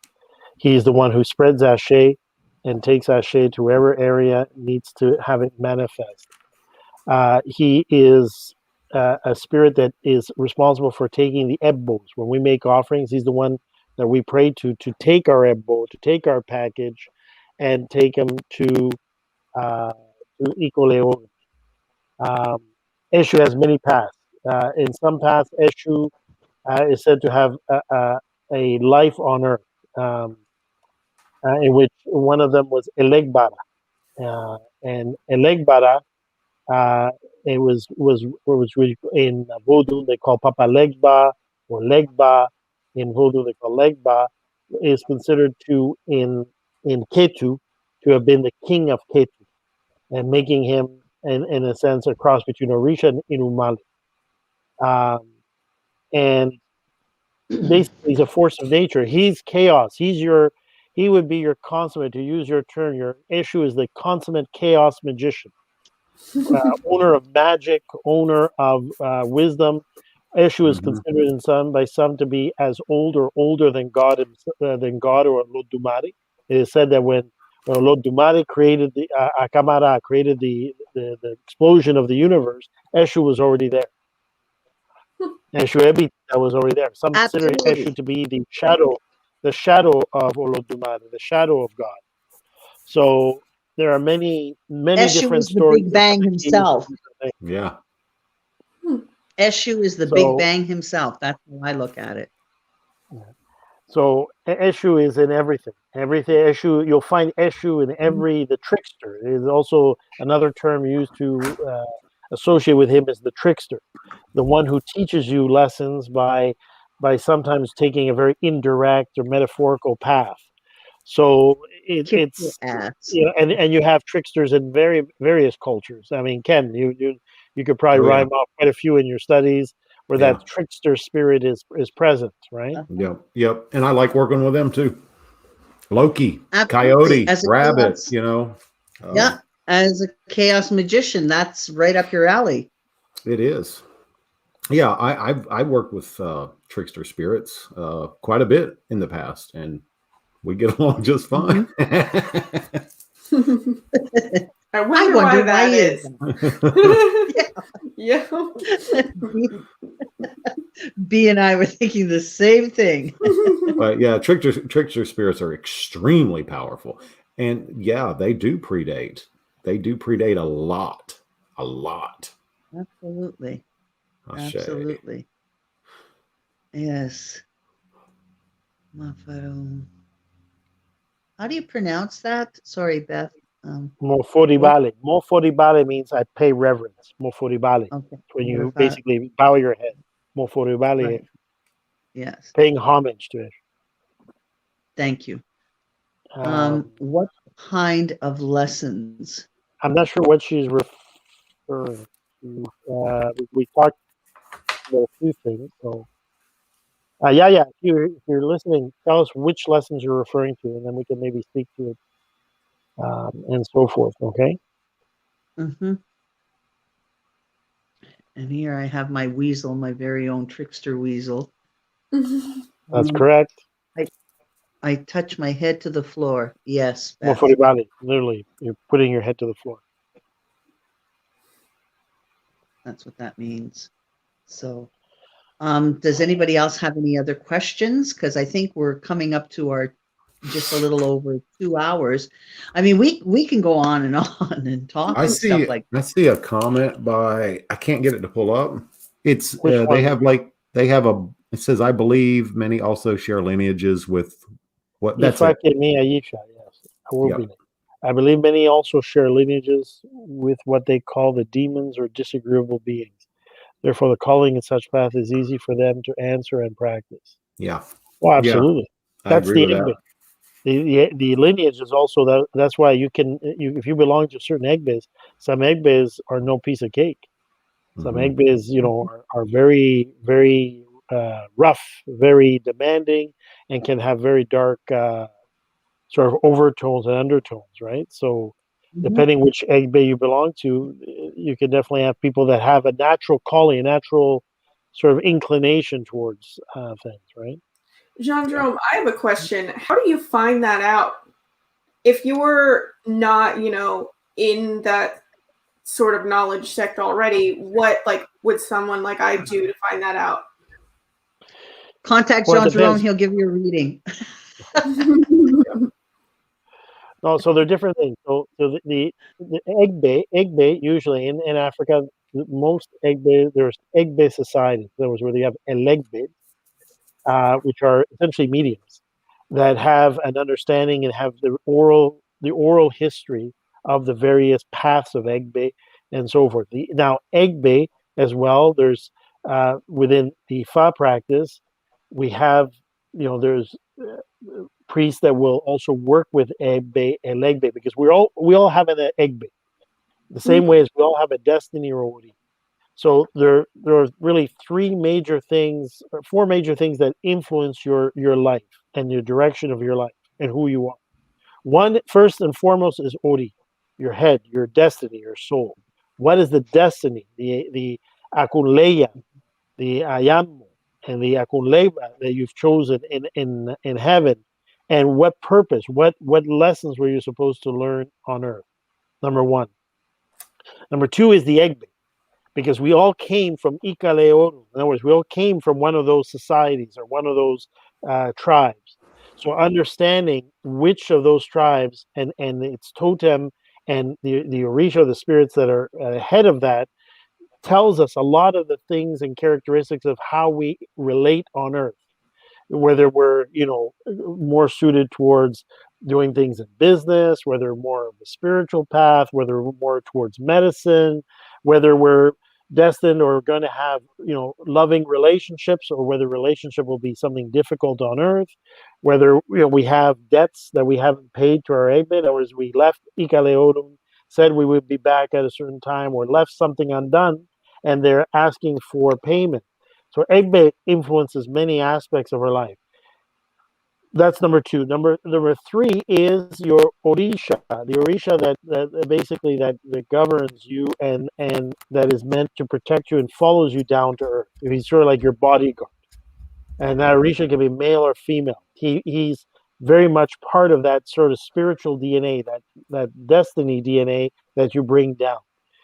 Ori, the Ori through Ifa is that destiny is defined through the 256 Odus of Ifa, which represents the collective wisdom of Olodumare, of the Creator, and we define each individual by one of those 256 Odus and particular stanzas of that. Each Odu has hundreds of itan or stories or aspects of the cumulative experience of human and non-human entities on earth over thousands of years. So Ifa represents one of essentially the biggest oral sort of compendium of the wisdom, experience, and the ancestral memory of humanity. It says the memory of the ancestors is recorded in the Odus of Ifa, in the Odu, Holy Odu, or Yikuno Kanran. And so from that, understanding that Odu, what sign you have, how it relates to your destiny, how it relates to the Orisha that come in, how it relates to your mission on earth or your place on earth. And Eshu, understanding Eshu, because Eshu is very important on this earth. He opens and closes the door. He represents that communication with the divine. Many and Beth mentioned it, which is very good. She mentioned that I believe, and she's right, I believe everything has an Eshu. So every Odu Fa has a particular Eshu. Eshu accompanies every human being down to earth. Okay? A particular path of Eshu comes down with us because he understands, he is that energy, that energy of transformation, that energy of communication, that energy that is found in the crossroads, the intersections of all the dimensions of the worlds. He is ever present. He knows the past, the present, the future, because he basically exists in all those wavelengths and planes. So those are the pillars. And all that we do through divination. Basically, everything in Ifa starts with divination. We divine to see where the person is at in their life. We divine to see what is their destiny, what they chose in heaven. We divine to see which Orisha is the one which is the primarily responsible. There may be other Orishas that support the person in their destiny. We divine to determine the Eshu, the Egbe. Everything starts and ends with divination. That's why we don't do anything. We don't make sacrifice. We don't offer without first divining to see what we're dealing with. Okay. Thank you. Absolutely. A pleasure. Absolutely. Are there any other questions from our audience before we sort of make a conclusion? Okay. Yaya, here's the clarification of Yaya's question. Oh, right. I was wondering what lessons would Eshu teach if there are no right and wrong or good and bad? Why some come with Ire and why they live life with good character and Oshobo when not? Okay, before I engage that question, I'm going to turn it over to Ken first. In his experience in Hoodoo and Voodoo, what has been his experience with Papa Legba? How would he define Papa Legba? How he would define the lessons that Papa Legba can impart, and also the way that Papa Legba is utilized within the tradition in terms of works of magic, works of offering, works of what's been your experience? Yeah. Okay. Yeah. Well, obviously, Papa Legba is a trickster, very powerful trickster.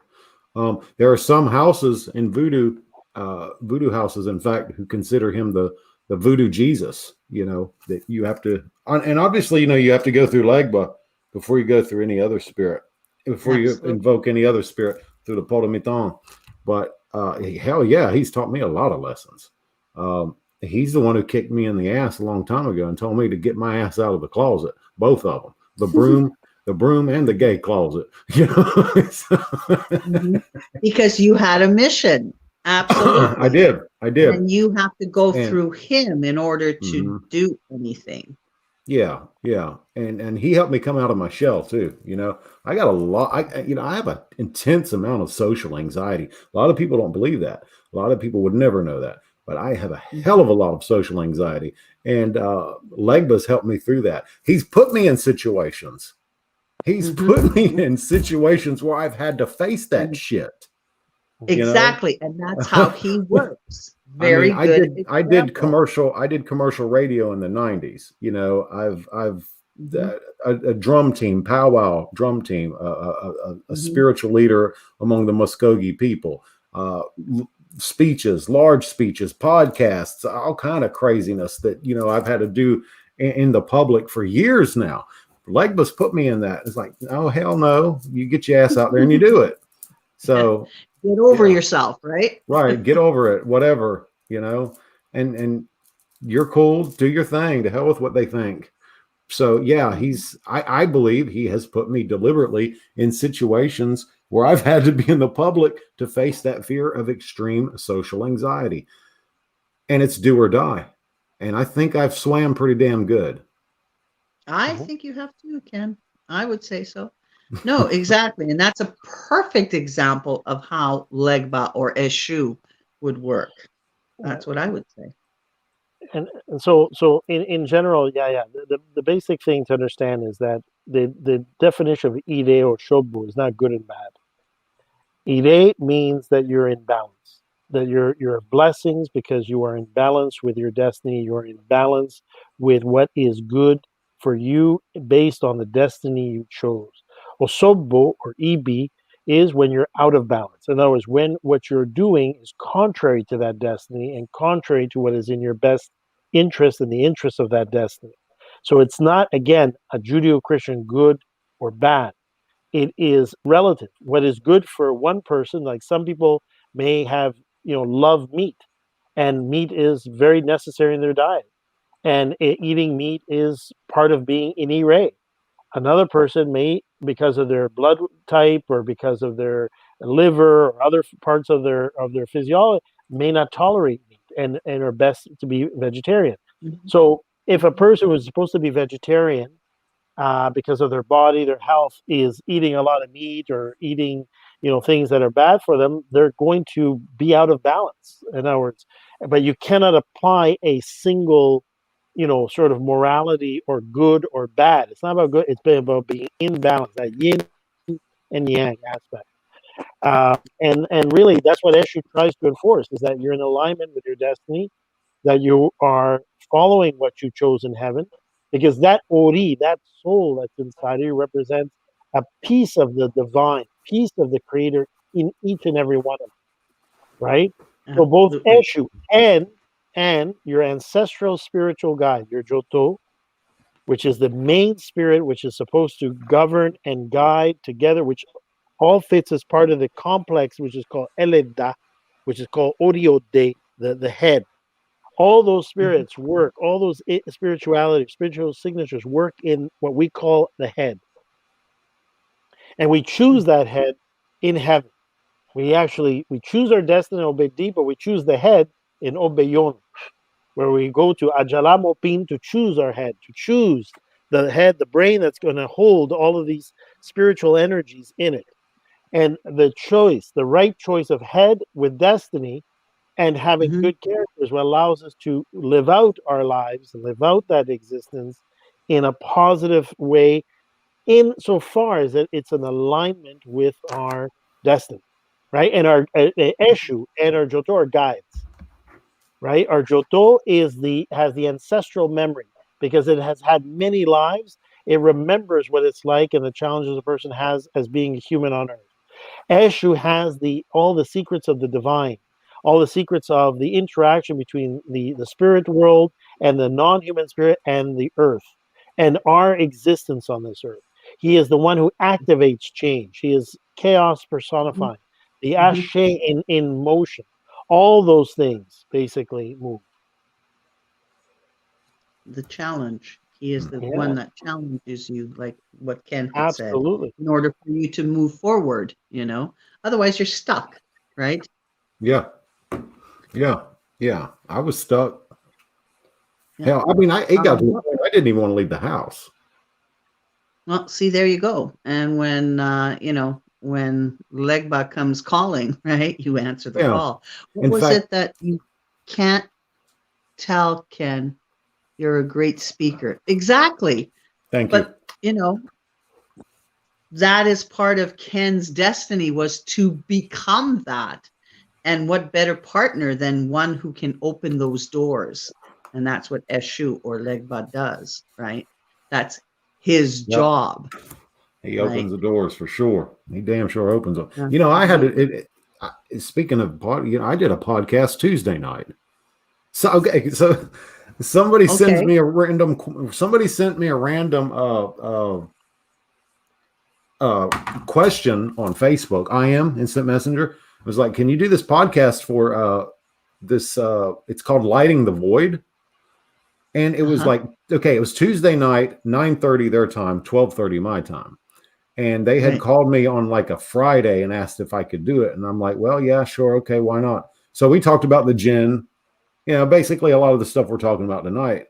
And it was on audio only, but man, I was just so comfortable. I felt so comfortable doing it. I couldn't believe it. It was insane. Well, there you go. Okay, well, get ready. There's a few more questions coming in. They're good ones. Okay. I'll start with Sean's, and then I'll go back to Yaya. Yaya has a question which is more Ifa based, but I'll go with this one, which he says, can spirits and gods be one and the same? Like, can Jesus and Papa Legba be one and the same?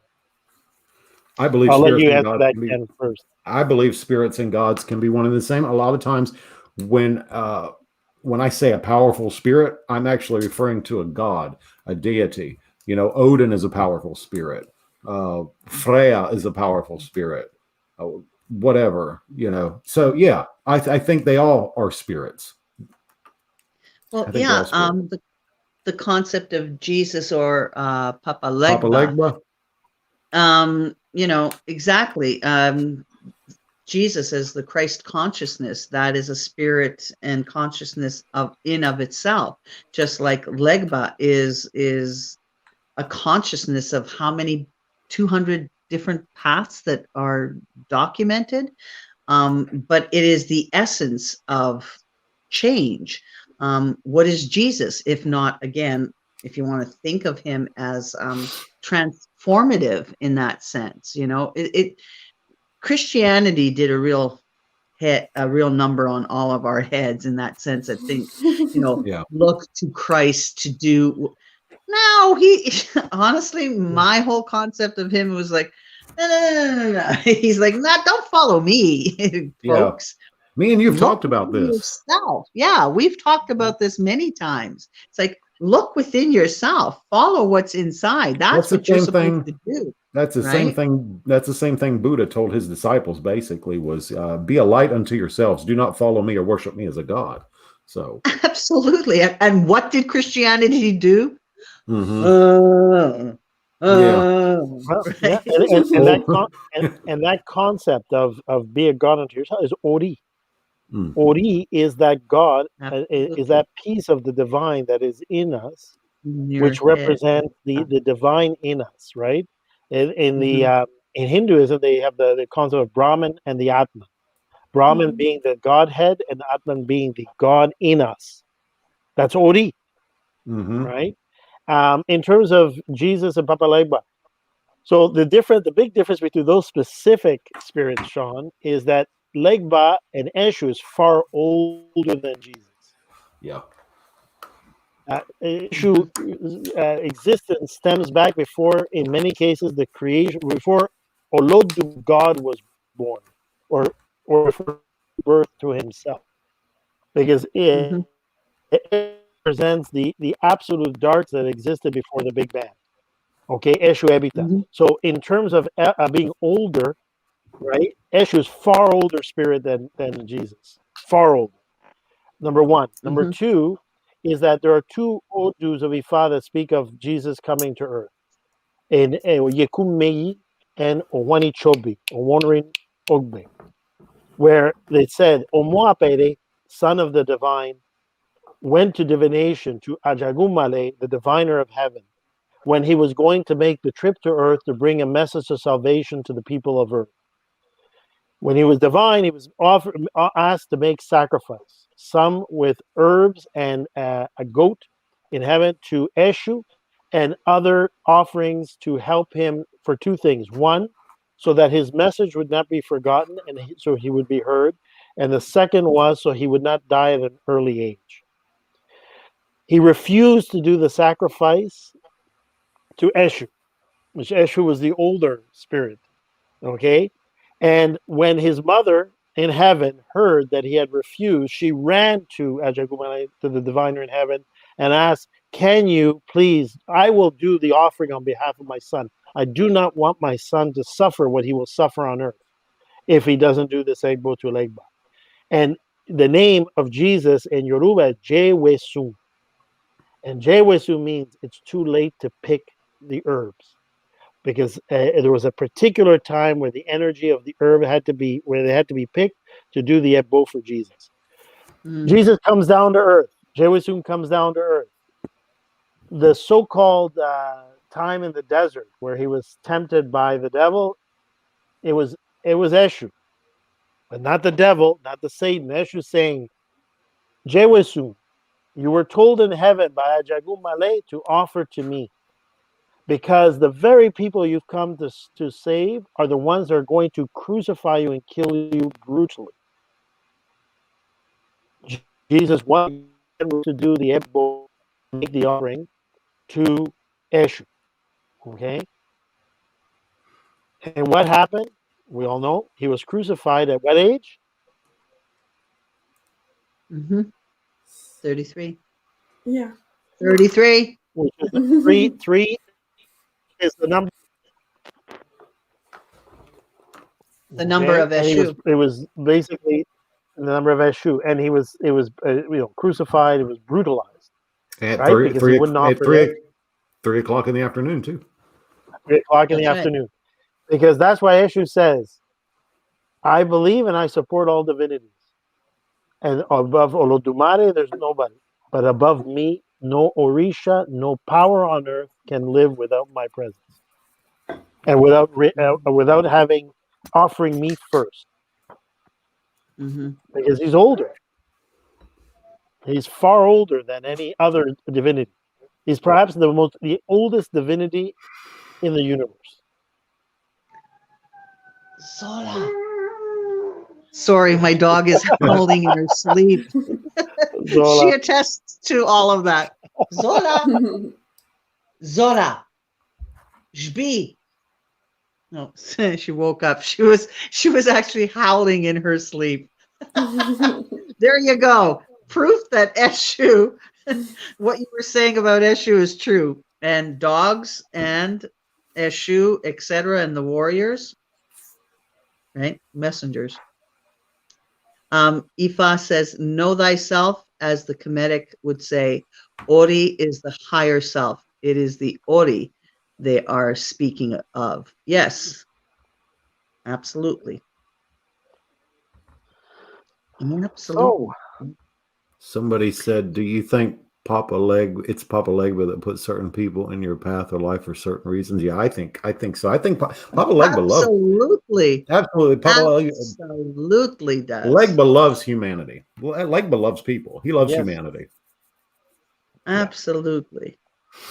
That was Ken, Sarah. do you think it is Papa Legba that put certain people? Oh, right. Okay, we just answered that. Right. Absolutely. Absolutely. Yeah.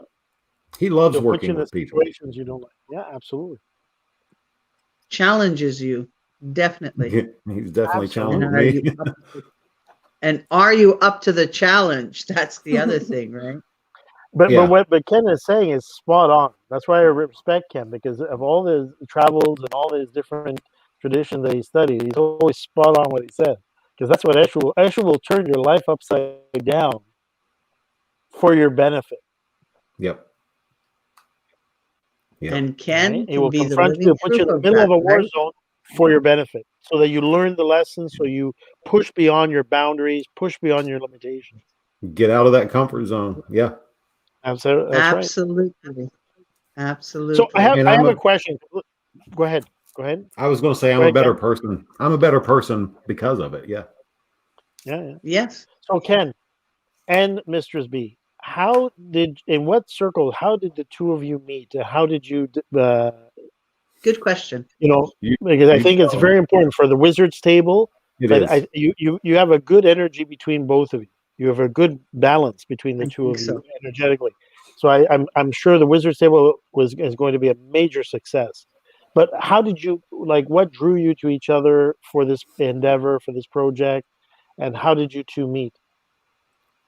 It actually is kind of random. The way that we met is through a mutual person that we share in our lives.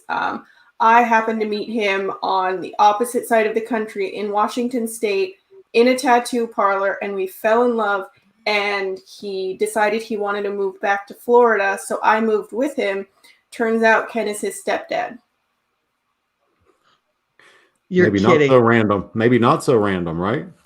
It might not be. I mean, honestly, what you were saying earlier about Papa Legba putting you in situations that you don't necessarily feel comfortable in, especially with your social anxiety, that's kind of how I feel doing this podcast, is that I have really bad social anxiety. And when Ken was like, oh, you're going to be my co-host, right? There was a large part of me that was like, nope. But here we are. And you're doing great. You're really doing damn good. You are. You're doing great. And she helps me. She helps me to balance me and to keep me, where I behave myself and don't show my ass too much. But I think that it I don't know, whatever you want to call it, luck, divine intervention. I think that it's really important that Ken and my path have crossed, because I think there's going to be so much important stuff that happens from our relationship, both for us and for other people. I'm excited to see what happens. Yeah. Excellent. I think you two will be wonderful together. Really, I do. I could really see both of you working. And you know what, B, you're right. You have to make sure that Ken behaves. I love Ken. I do. He's like one of my favorite people, but we kind of feed off of one another. I think that's why you'll be better for him. Oh my God. Definitely. If it was me and you, Teresa, ooh, Lord. I know. No. Oh, that's why I have my Jean Jerome. He balances me off. Otherwise, it would be like, yeah, and it's funny because you have him to balance you. Sean's got the balance with Brian. I got the balance with her, but she's got a lot of work. She thing. Oh yeah, poor thing. That's okay. I love it. It's fun. She'll be fun. See, she's up for the challenge. She's open to it. Yeah, I think we've actually we've had a lot of fun doing the few podcasts that we have done so far. So yeah, it's going to be good. I think so too. I could tell. I like the end between the two of you. Yeah, you have good chemistry between the two of you, and you're both likable and knowledgeable, and that'll be very good. And you're going to touch on subjects that a lot of people, either because they're shy or they're embarrassed or whatever, they live it, but they don't want to. They feel afraid to bring it out in the open, and you do a lot of service by providing a safe environment or something where people can see that they're not alone, and it's a form of outreach to people, so that people know that their belief systems should be respected, that their experiences should be respected, and that they're not not alone. But there's a community out there, right? Yeah. Absolutely. Definitely. Sure. Absolutely. Mm-hmm. Absolutely. Yes. I look forward to it. Like I said, right now it's every other Saturday, but eventually that'll change too. And I want to start watching it too. And it's on a Saturday, which is good. I wasn't able to see the first one. I apologize. There was something else that came up and I couldn't we couldn't see it, but that's okay. That's all right. There's more to come, so that's good. Yeah. Absolutely. And you can go back and watch past episodes on our Facebook page. They're on there. And I'm putting them. I was going to ask, are you archiving them like what we're doing with our show, so that people, in case they miss them, they can always go back and have a look? Yeah, they're on Facebook. We put them on Twitch. I don't know if you can archive on Twitch. And then I'm working on putting them on YouTube. YouTube has a couple different permissions that you have to go through. So I'm still sorting all that out because I've never done any of this before. So it's a bit of process, but I'm going to put them on YouTube as well. And they're on, if you want to listen to the audio, you can look up the Wizard's Table podcast on SoundCloud. Perfect. Very good. Very good. No, I think that's excellent. So I just wanted to say if there's any other questions, otherwise I think we're going to wrap it up. So for everyone to tune in tomorrow, that's your second episode. And at 6 p.m., the Wizard's Table, I'm going to look forward to that myself at 6 p.m. and tune in and see your guest. And I think all the different guests that you have upcoming, the topics and everything, excellent. Yeah. I strongly recommend, and I highly look forward to them. So unless there's any other questions, or Jean-Jerome, do you have anything that you want to say? Any final comments or things? No, I'm thanking everybody for tuning in. It's been great to have Ken back and to meet Mistress B. And I encourage everybody to tune into the Wizard's Table, and because it's going to be a very exciting 2021, I'm sure, for them, and they're going to be bringing some very interesting, fun, but also informative, and they're going to really, touch on subjects that are, on people's minds, but they may be too shy to speak about them publicly and all that. So, and I'm going to also put a special shout out. This has been our tradition since we began the show. Oh, to our little furry friends. Give me a sec. This is Beth's two children. Oh, look at him. Oh, Beth, he does need to go on a diet. You're right. He is huge. Look at him. And there's his sister, T.T. Oh. I now understand. Religiously, when they hear that we're on, and they basically watch and they just hover around the computer or laptop to see what's on the show and to keep an eye for anything strange that may happen, to see if Teresa will climb up that wall or not.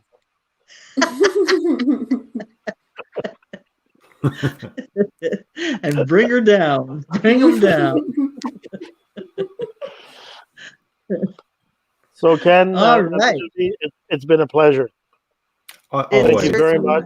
Always. Thank you guys so much. I love both of y'all. For real, though. Not for fake, for real. I know. For real, I love you too. And now I know I'm going to be falling in love with B as well. You will. Yeah. Thank you so much. I really she's good. Don't let her think that she ain't. Don't let her make you think that she ain't. Social anxiety or not, she's damn good. Go ahead, girl. Absolutely. I just wanted to thank you and say how excited I am to meet both of you and get to talk to you, especially in such a public forum as this. I'm extremely honored and appreciative. Aw. Thank you, Mr. B. Thank you very much. We're very happy to have you and Ken on, and I can see some great opportunities for us to. One of the things we wanted to do with a show for 2021 on the Ancestral Eyes side was to take on certain subject matters. So perhaps next time we can actually take one area, one subject matter, and really do a deep dive. Yeah. Also giving you both of us some time to have other topics come on, and so because 2020 was really getting to know the community. Mm-hmm. We had great guests like Ken, a wide variety of guests from various traditions on different parts of the continents and everything else. And it gave us a really good, I think the viewers a very good cross-section of the belief systems and also all their intersecting points and commonalities. For 2021, what we wanted to do is continue to bring new guests, but also to be able to deep dive and bring back our family, our old guests as well, and talk about new subjects, new projects, and particular subject matters that might be of good for debate or good for really having those types of real talk, right? So, yeah, exactly. No. And that's something that we could do too, pick a topic and deep dive, go down the rabbit hole, so to speak. That rabbit hole, baby.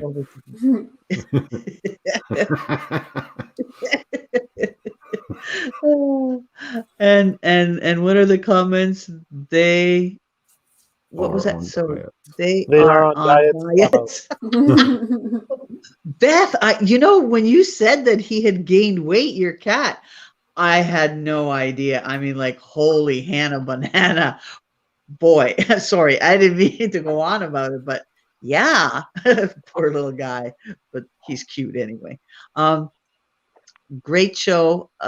Blessed night to everyone. Thank you so much, Aoife, Kimi, for sure. And to everybody who tuned in tonight, thank you for tuning in and giving us a chance to, and all the questions and the interaction, the live interaction that we had. That's so wonderful to see. And of course, Sean, great show. I have to go back and rewatch some of it because I was working. Yeah, no, absolutely. And that's the wonderful thing about our shows is that they are archived. I go back and look at the shows too because there's something that I missed, or I'll be thinking about a show because I do that. I do my own little review of the show and everything. I go, what was it that we were talking about and who said what? And I will go back to the shows too, right? And they're also a good learning tool because I might have missed something, So he's a what was it the best saying? He's a chunk. TD looks like a football.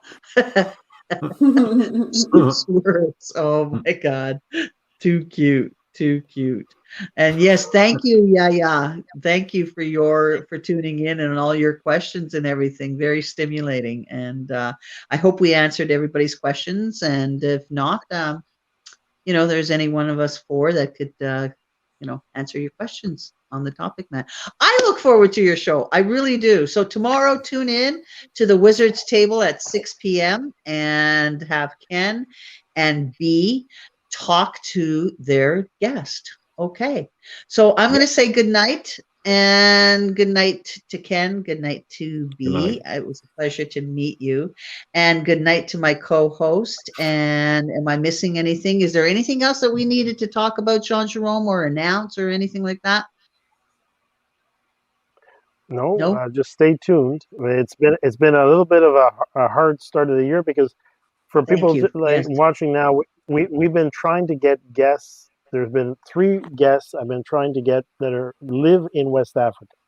One lives in Benin, one lives in Ghana, and the other one lives in Nigeria. And unfortunately, in all 3 situations, one, scheduling, and secondly, internet connections and technology challenges have been insurmountable in the times we were going to bring them on. So hopefully we can address those in the coming weeks. And we should have some very interesting exchanges across the Atlantic. So, well, stay tuned. And also some of our guests that we've had previously to, like you said, to expand on certain topics and everything. And also to try to bring back, again, I want to bring back Danielle and Baba Nelson to finish up the topic about the, that we had started and that you had started about the Joto and talking about that. I would like to finish that. But again, that's a scheduling issue as well, so we apologize. We've had 2 no-shows and through no fault of our own or, things beyond our control. So sometimes it happens. Ken's right on. What happens has to happen. Everything happens for a reason. Absolutely. Absolutely. So everybody, a big hug. Blessings to everybody. Stay safe. Remember the pandemic, although their vaccinations are going on, people are still not out of the woods. So please wear your mask. Keep that social distancing. Stay safe and have a blessed night, a good weekend. and all the best. Okay. All right. Okay. Well, double. So good night, everybody. Good Ciao. night, everybody. Do widzenia. Absolutely good night.